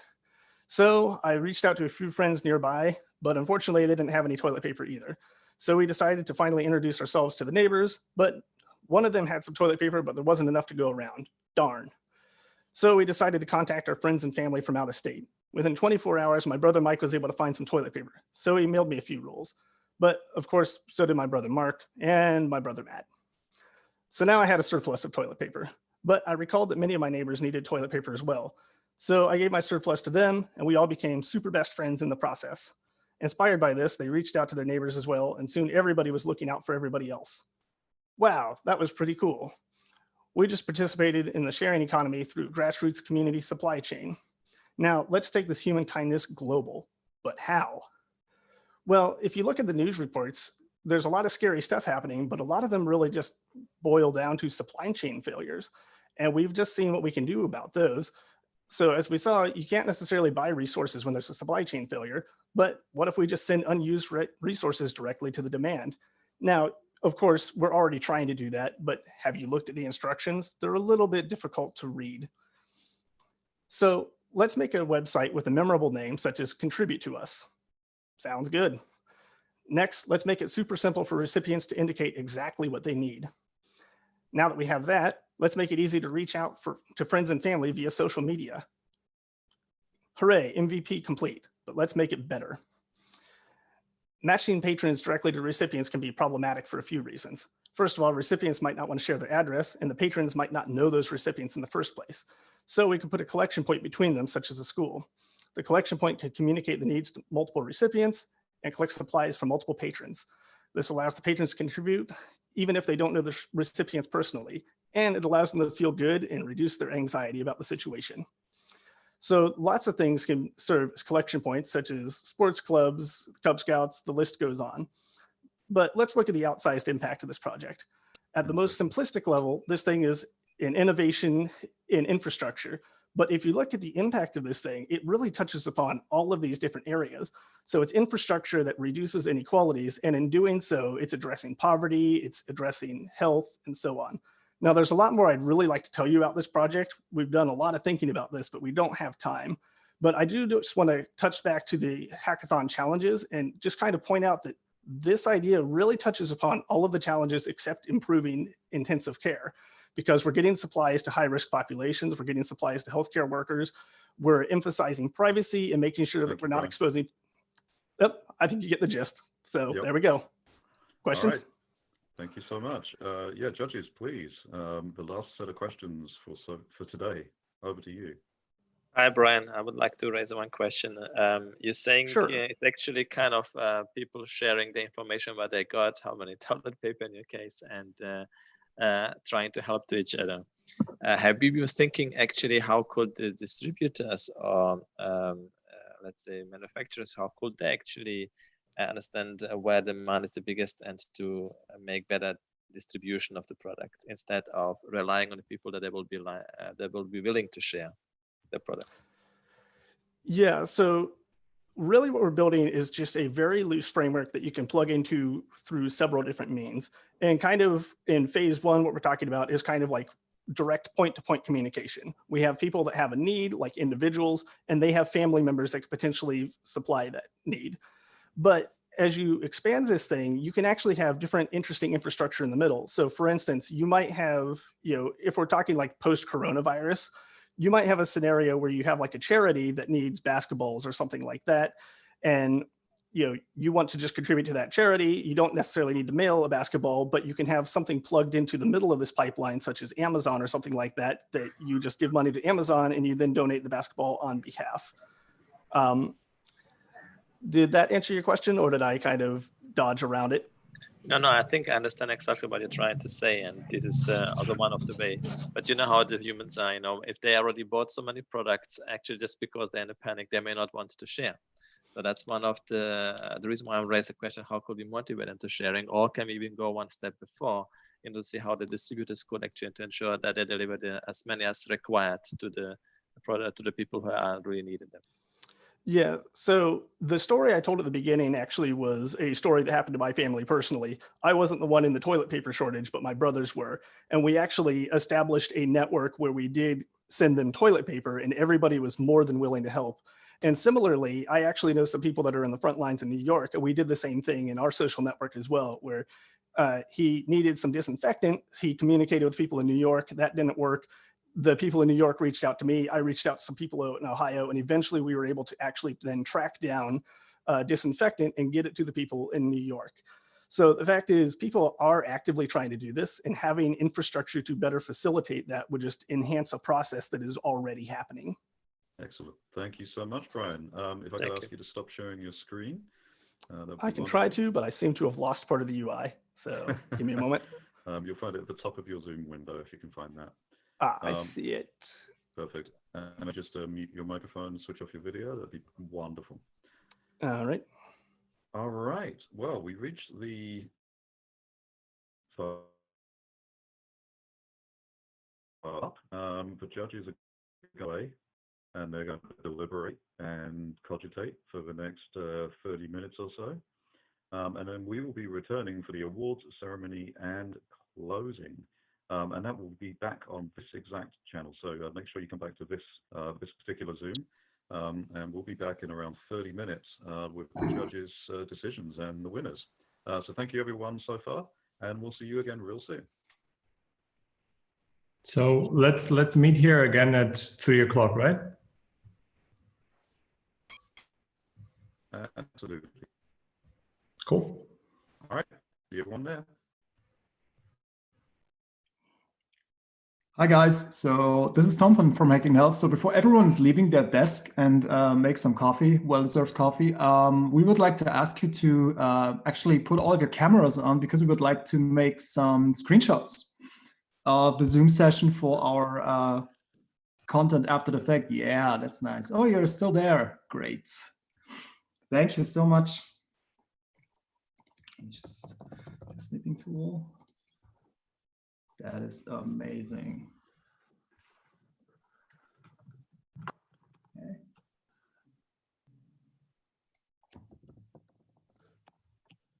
All right. Elise, if you can hear me, you can make screenshots too, because I think it's shuffled differently for every viewer, if I'm correct. You can do fun poses as well if you want to. Test. You're absolutely allowed to make fun poses, please.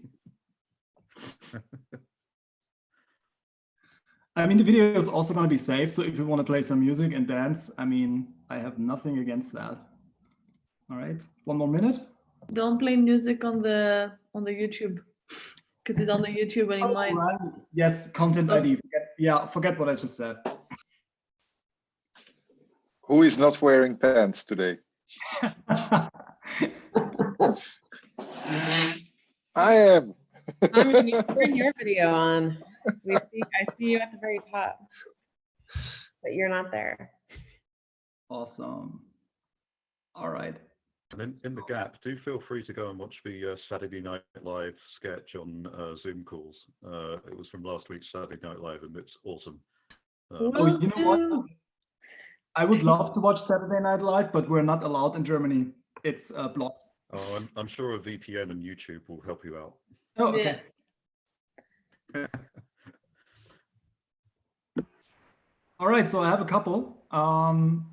You're allowed to get your coffee now. Thank you so much. Ciao. Ciao.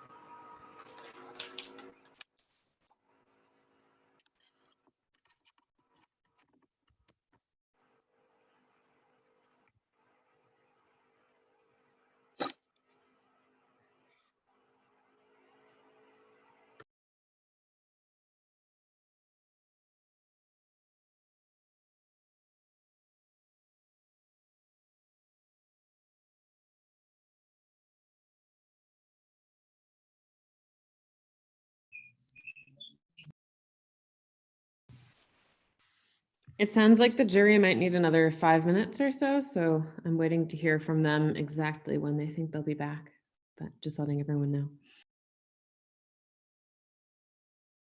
That's always Thank a you. good. That's always a good sign. That means they had a hard time choosing from all our great ideas.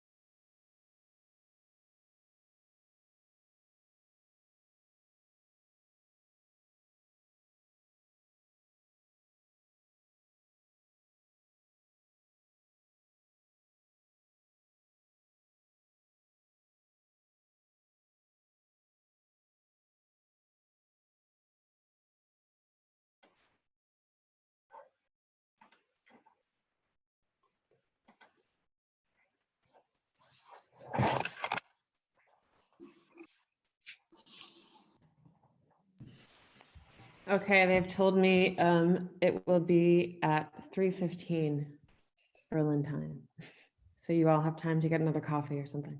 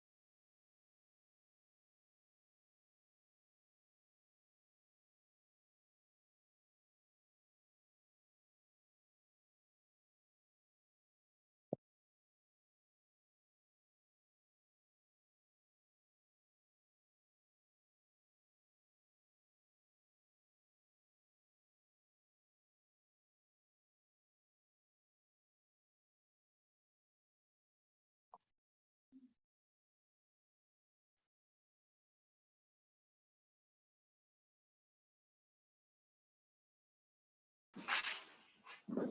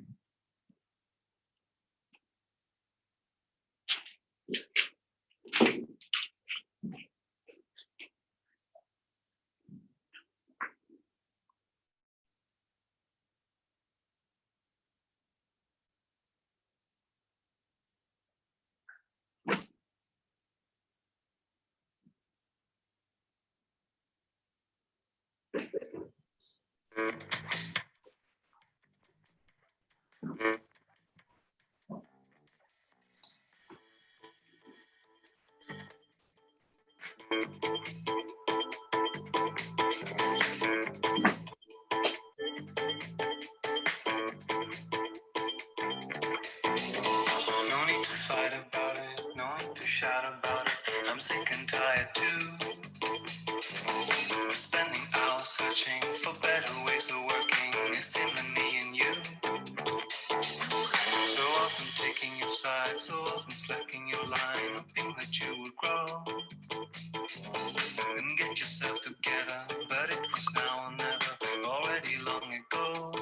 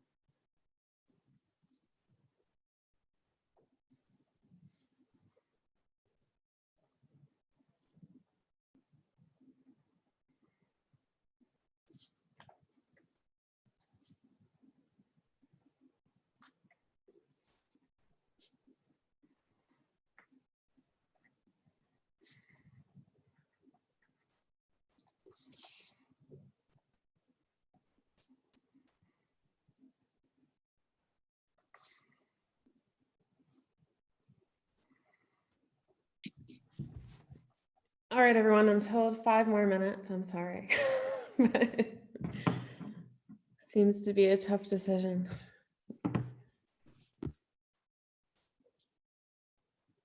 But which 5 minutes? I think we're operating in like a different sort of time structure, understanding of time in the jury room. Sounds sophisticated. Yeah.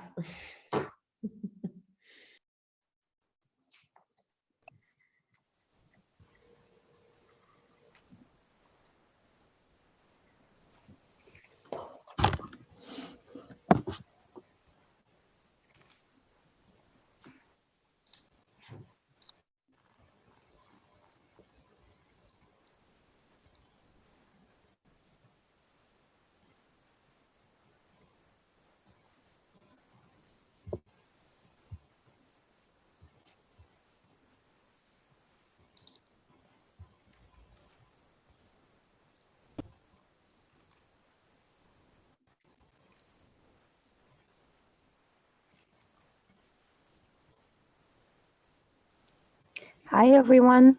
I don't think it ever gets that quiet in the room when everybody's waiting at a real hackathon, right?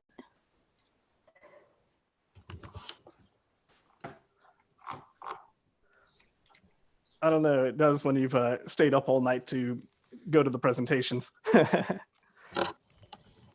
Also, when they keep telling us to mute our microphones and stop our videos. Also, not sure how much dog barking in the background from my puppy everyone would enjoy at the hackathon either.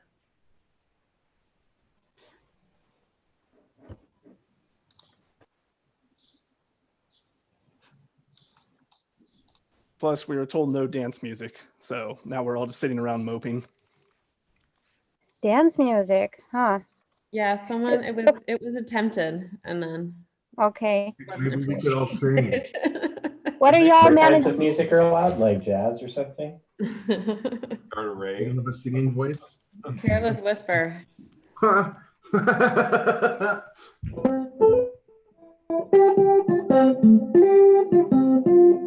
I think we have to be careful because of copyright strikes.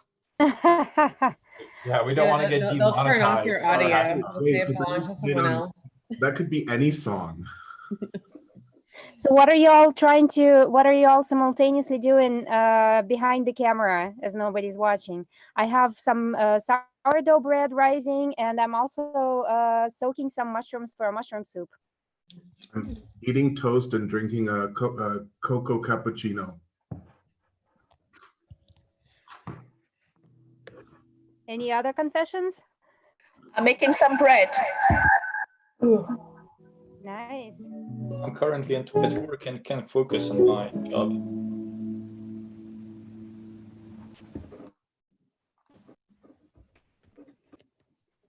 Nothing interesting on my side, just catching up on social media.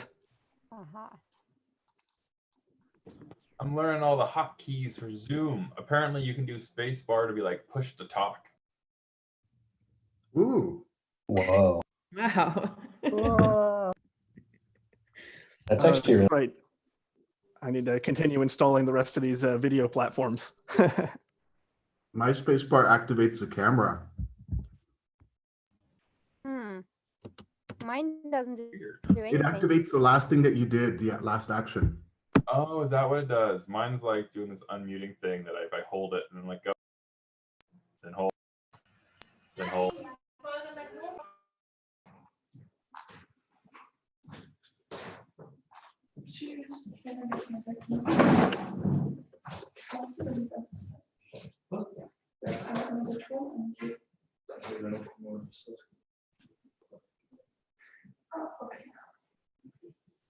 Ja, okay, macht es jetzt.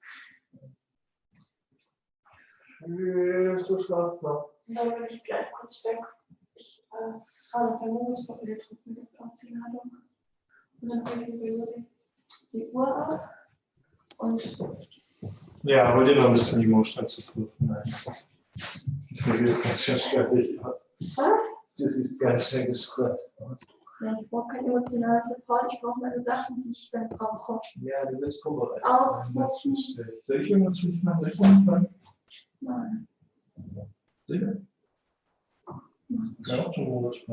What happens when you don't make your camera? It's like a conversation. What was that? No, there's How do like you background. upload your Daniel's picture? phone. Daniel has some It's like conversation. insight into his personal conversation. How do you upload your picture? I have no idea. It was so long ago. I forget. I'm sorry. There's all these things in Zoom that, you know, I used it years ago, and I still like there's things that are still kind of built into preferences that I haven't. It's on the web. It's actually on the website, not in the actual the chat. Like the website when it opens in your profile on the website. Okay, that's why. Oh. I'm not smiling right now though. Okay. No, I'm looking at the website, but I'm still not seeing like where the heck my preferences might be. Oh no. I think you have to go into like where are you logged in there? No idea. If you click on like re-enter the meeting, then it gives you that window that's behind, like it gives you the first window of meetings, and I think you can navigate from there. I'm not sure though. Okay, I guess I'll have to try that later. I want to take this time to say sorry with the full mouth of toast, Anastasia. Thank you so much for supporting us. Well, I'm glad, you know, I'm glad I could do something. It's kind of hard to tell whether I've been able to really help anyone. I tried to do my best. You and Amy were the go-to. Thank you. Jerry says they're on the way now. They don't have to walk very far. No.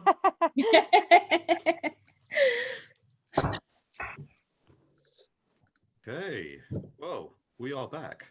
And as you can probably tell, long amount of time that it took.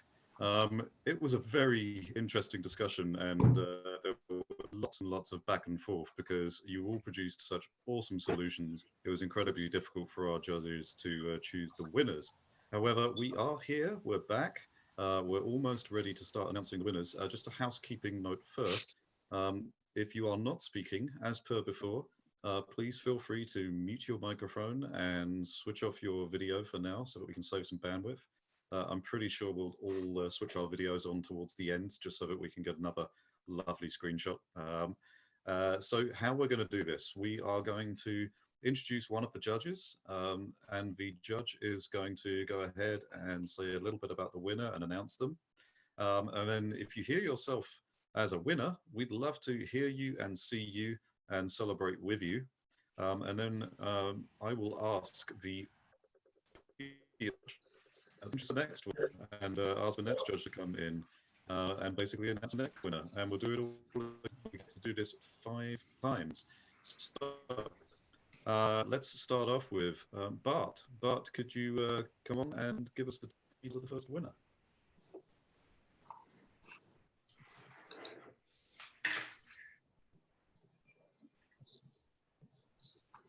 Oh, okay, I need to put it on. Do you see me? Okay. So the first winner in the area of innovation is a group that wants to solve the matching available information that comes out of research with specific target groups, patients and researchers.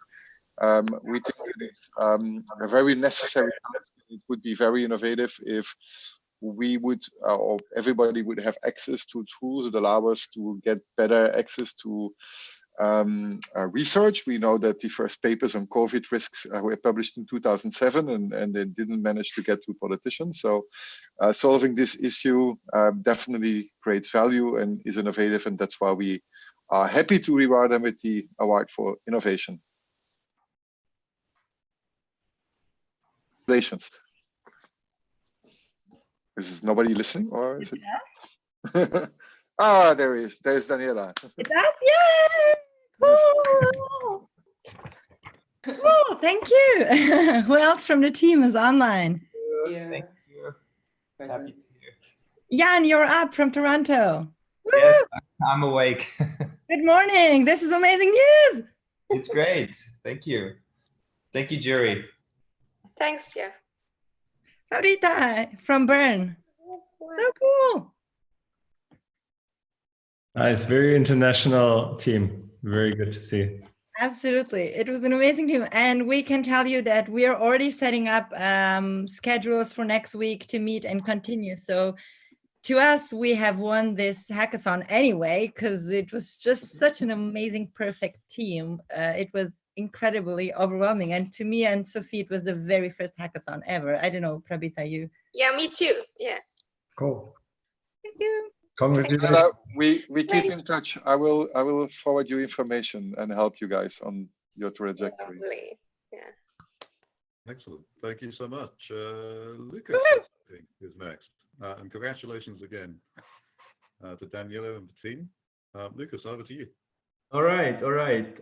First of all, to make sure this is taped for eternity, let me express my thanks to all the teams, to all the mentors, to all the judges. I can't believe what happened the last 3 days. It's absolutely breathtaking. Congratulations as well to the health group. Great to see that the researcher from Bern is awarded with the Innovation Prize. Pravita, all the best and stay in touch. Now, my award goes to a team, a group of people trying to look after the people that are most affected by this crisis, that have to work, that go through difficult times. Let it be parents, let it be teachers, let it be healthcare workers, let it be suppliers.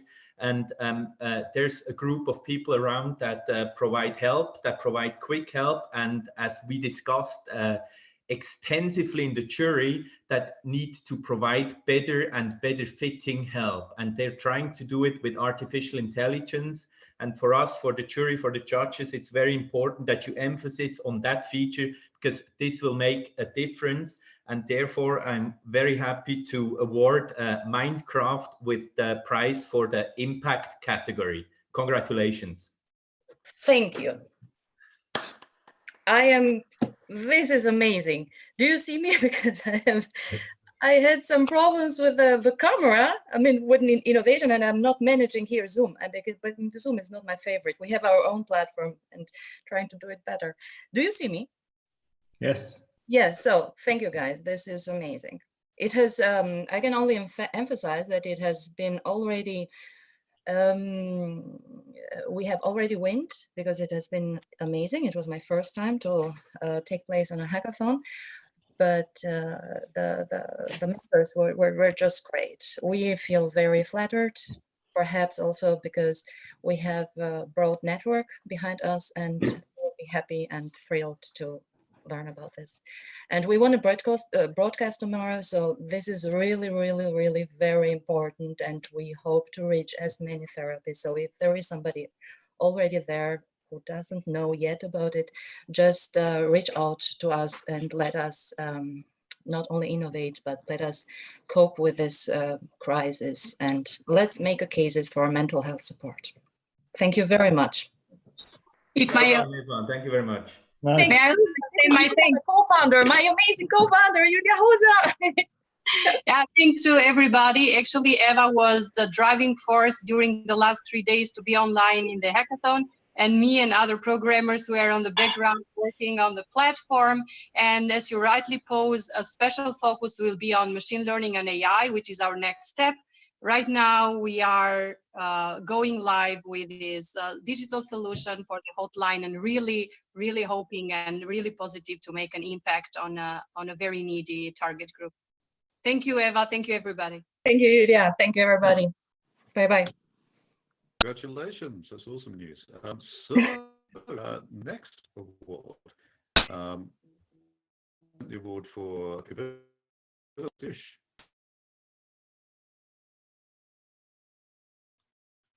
Are you with us, Dinesh? We need you to unmute. Sorry, I couldn't hear you properly. Sorry. Yes. So also from my side, thanks a lot for the whole team, for the whole contribution. And we have a very good discussion about each team and all the topics. But there can be only one winner. So and the jury was solidly completely convinced of the simplicity of the solution for the user, in this case, the heroes of the pandemic that we are experiencing. And these are the employees in hospitals and to cover the needs and well-being. So the award is going to MyCare for implicated. Wow, thank you. This is my very first hackathon, and I'm so excited, so grateful for the opportunity to have the idea at least put out there for people to give feedback on. It was wonderful speaking to all the mentors, and my teammates was amazing with all the research and information. I'm so grateful for the opportunity to be in this and to win. Thank you. Thank you so much for this. We're so happy and grateful. And it was just like a journey. I just like stumbled into this and met Karen, and she was so amazing. She put so much creativeness and so much work into that. I'm really happy, and yeah, thank you so much for everyone.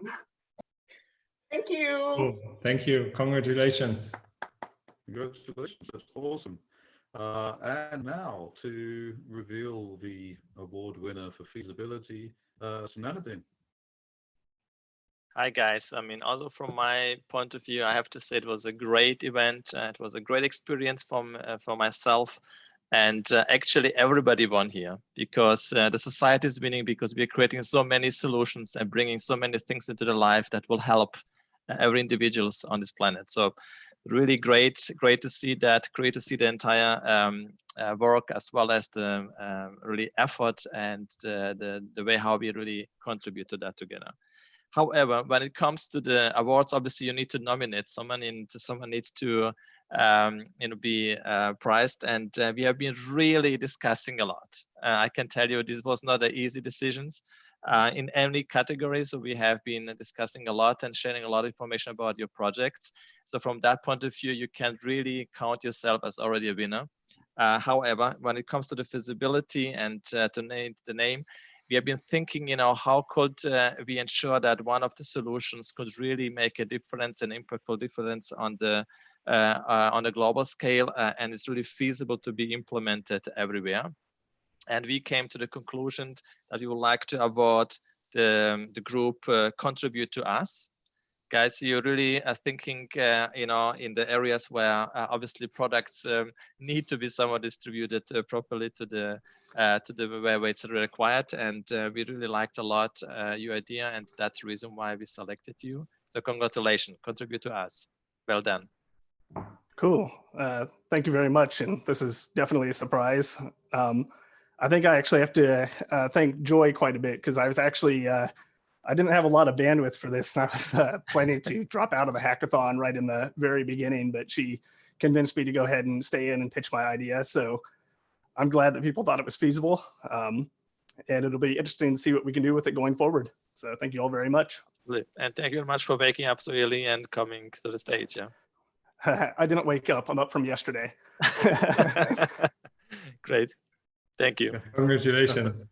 Congratulations. And last but not least, could I hand over to Katharina to give us a final award today? So last award to give to you guys. First of all, the Hacking Health team would like to thank everyone. We had a fantastic time. I hope you had a great Easter. The last award will be for the best executed solution. And there was one solution that really stood out for all of the jury members, which is an app that's coming from New York. And it's an app that tracks symptoms on a heat map. And we think it was really well done. Also, your presentation, guys, it goes to Team Clear. Is the team Captain Harmony here? Whoa, I am so overwhelmed. Congratulations. Thank you We so think you've done a much. fantastic job. I'm a little emotional because I haven't slept very much, but this definitely would not have been possible without all the amazing, talented people on this team. Yeah, I mean, do you guys just all want to say your names and what you did for part of it? Oh my God. Wow, great. This is Show so us the great. faces, guys. This is Every one of you is like so talented and knowledgeable about what you do, and I just feel like the brainstorming sessions were unbelievable and the mentorship was unbelievable, and I'm like still freaking out about this.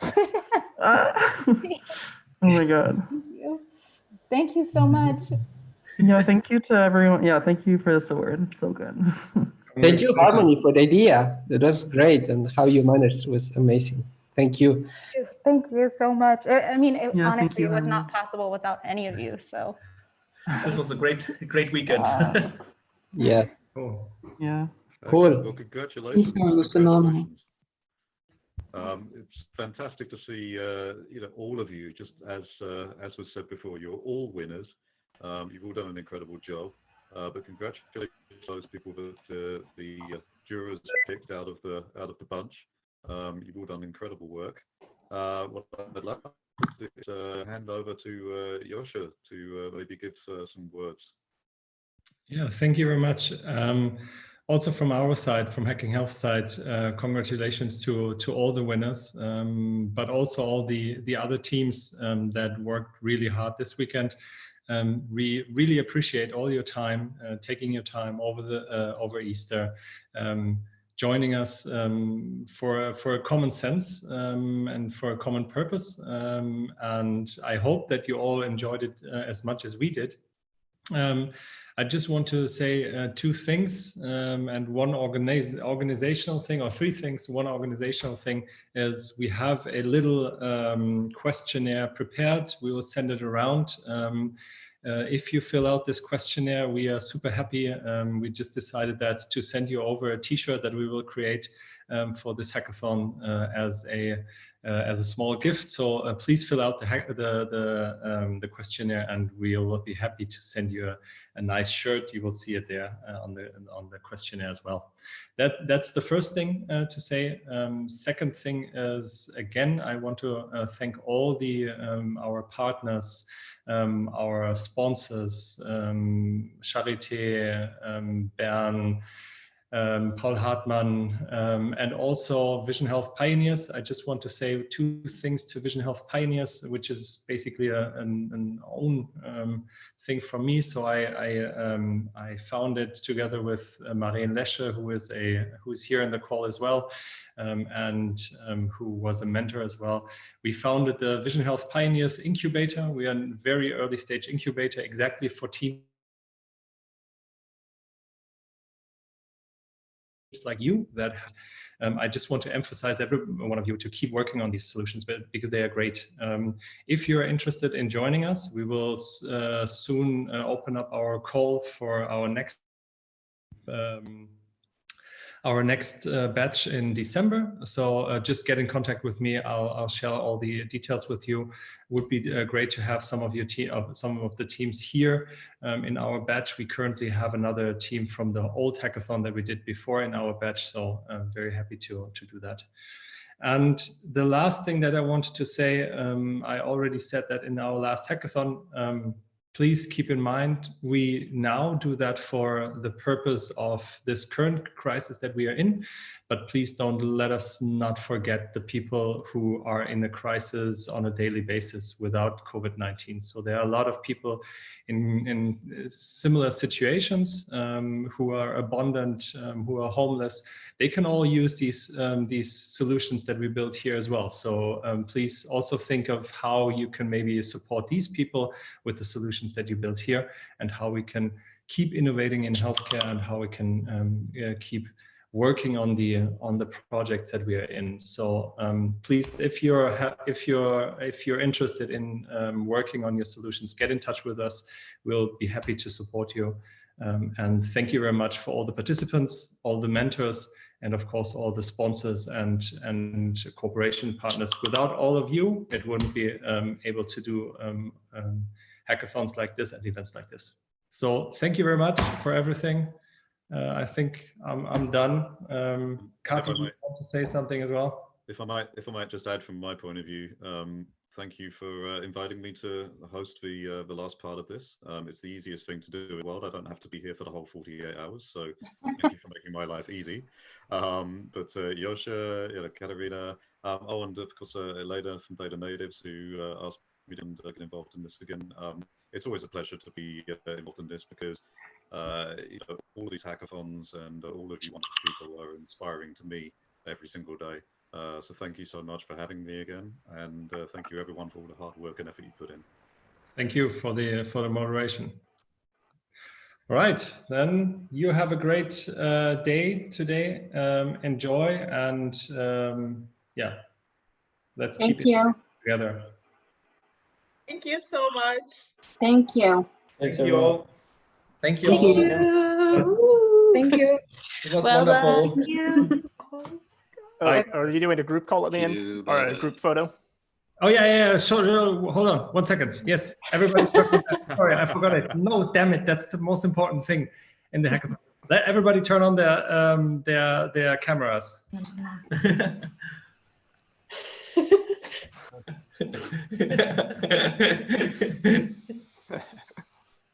Now everybody smiles and say. There you go. Perfect. Have a good one. All right. Have a good one. Later. Bye. Bye-bye. Bye. Das ist natürlich ganz weggegangen, wunderbar.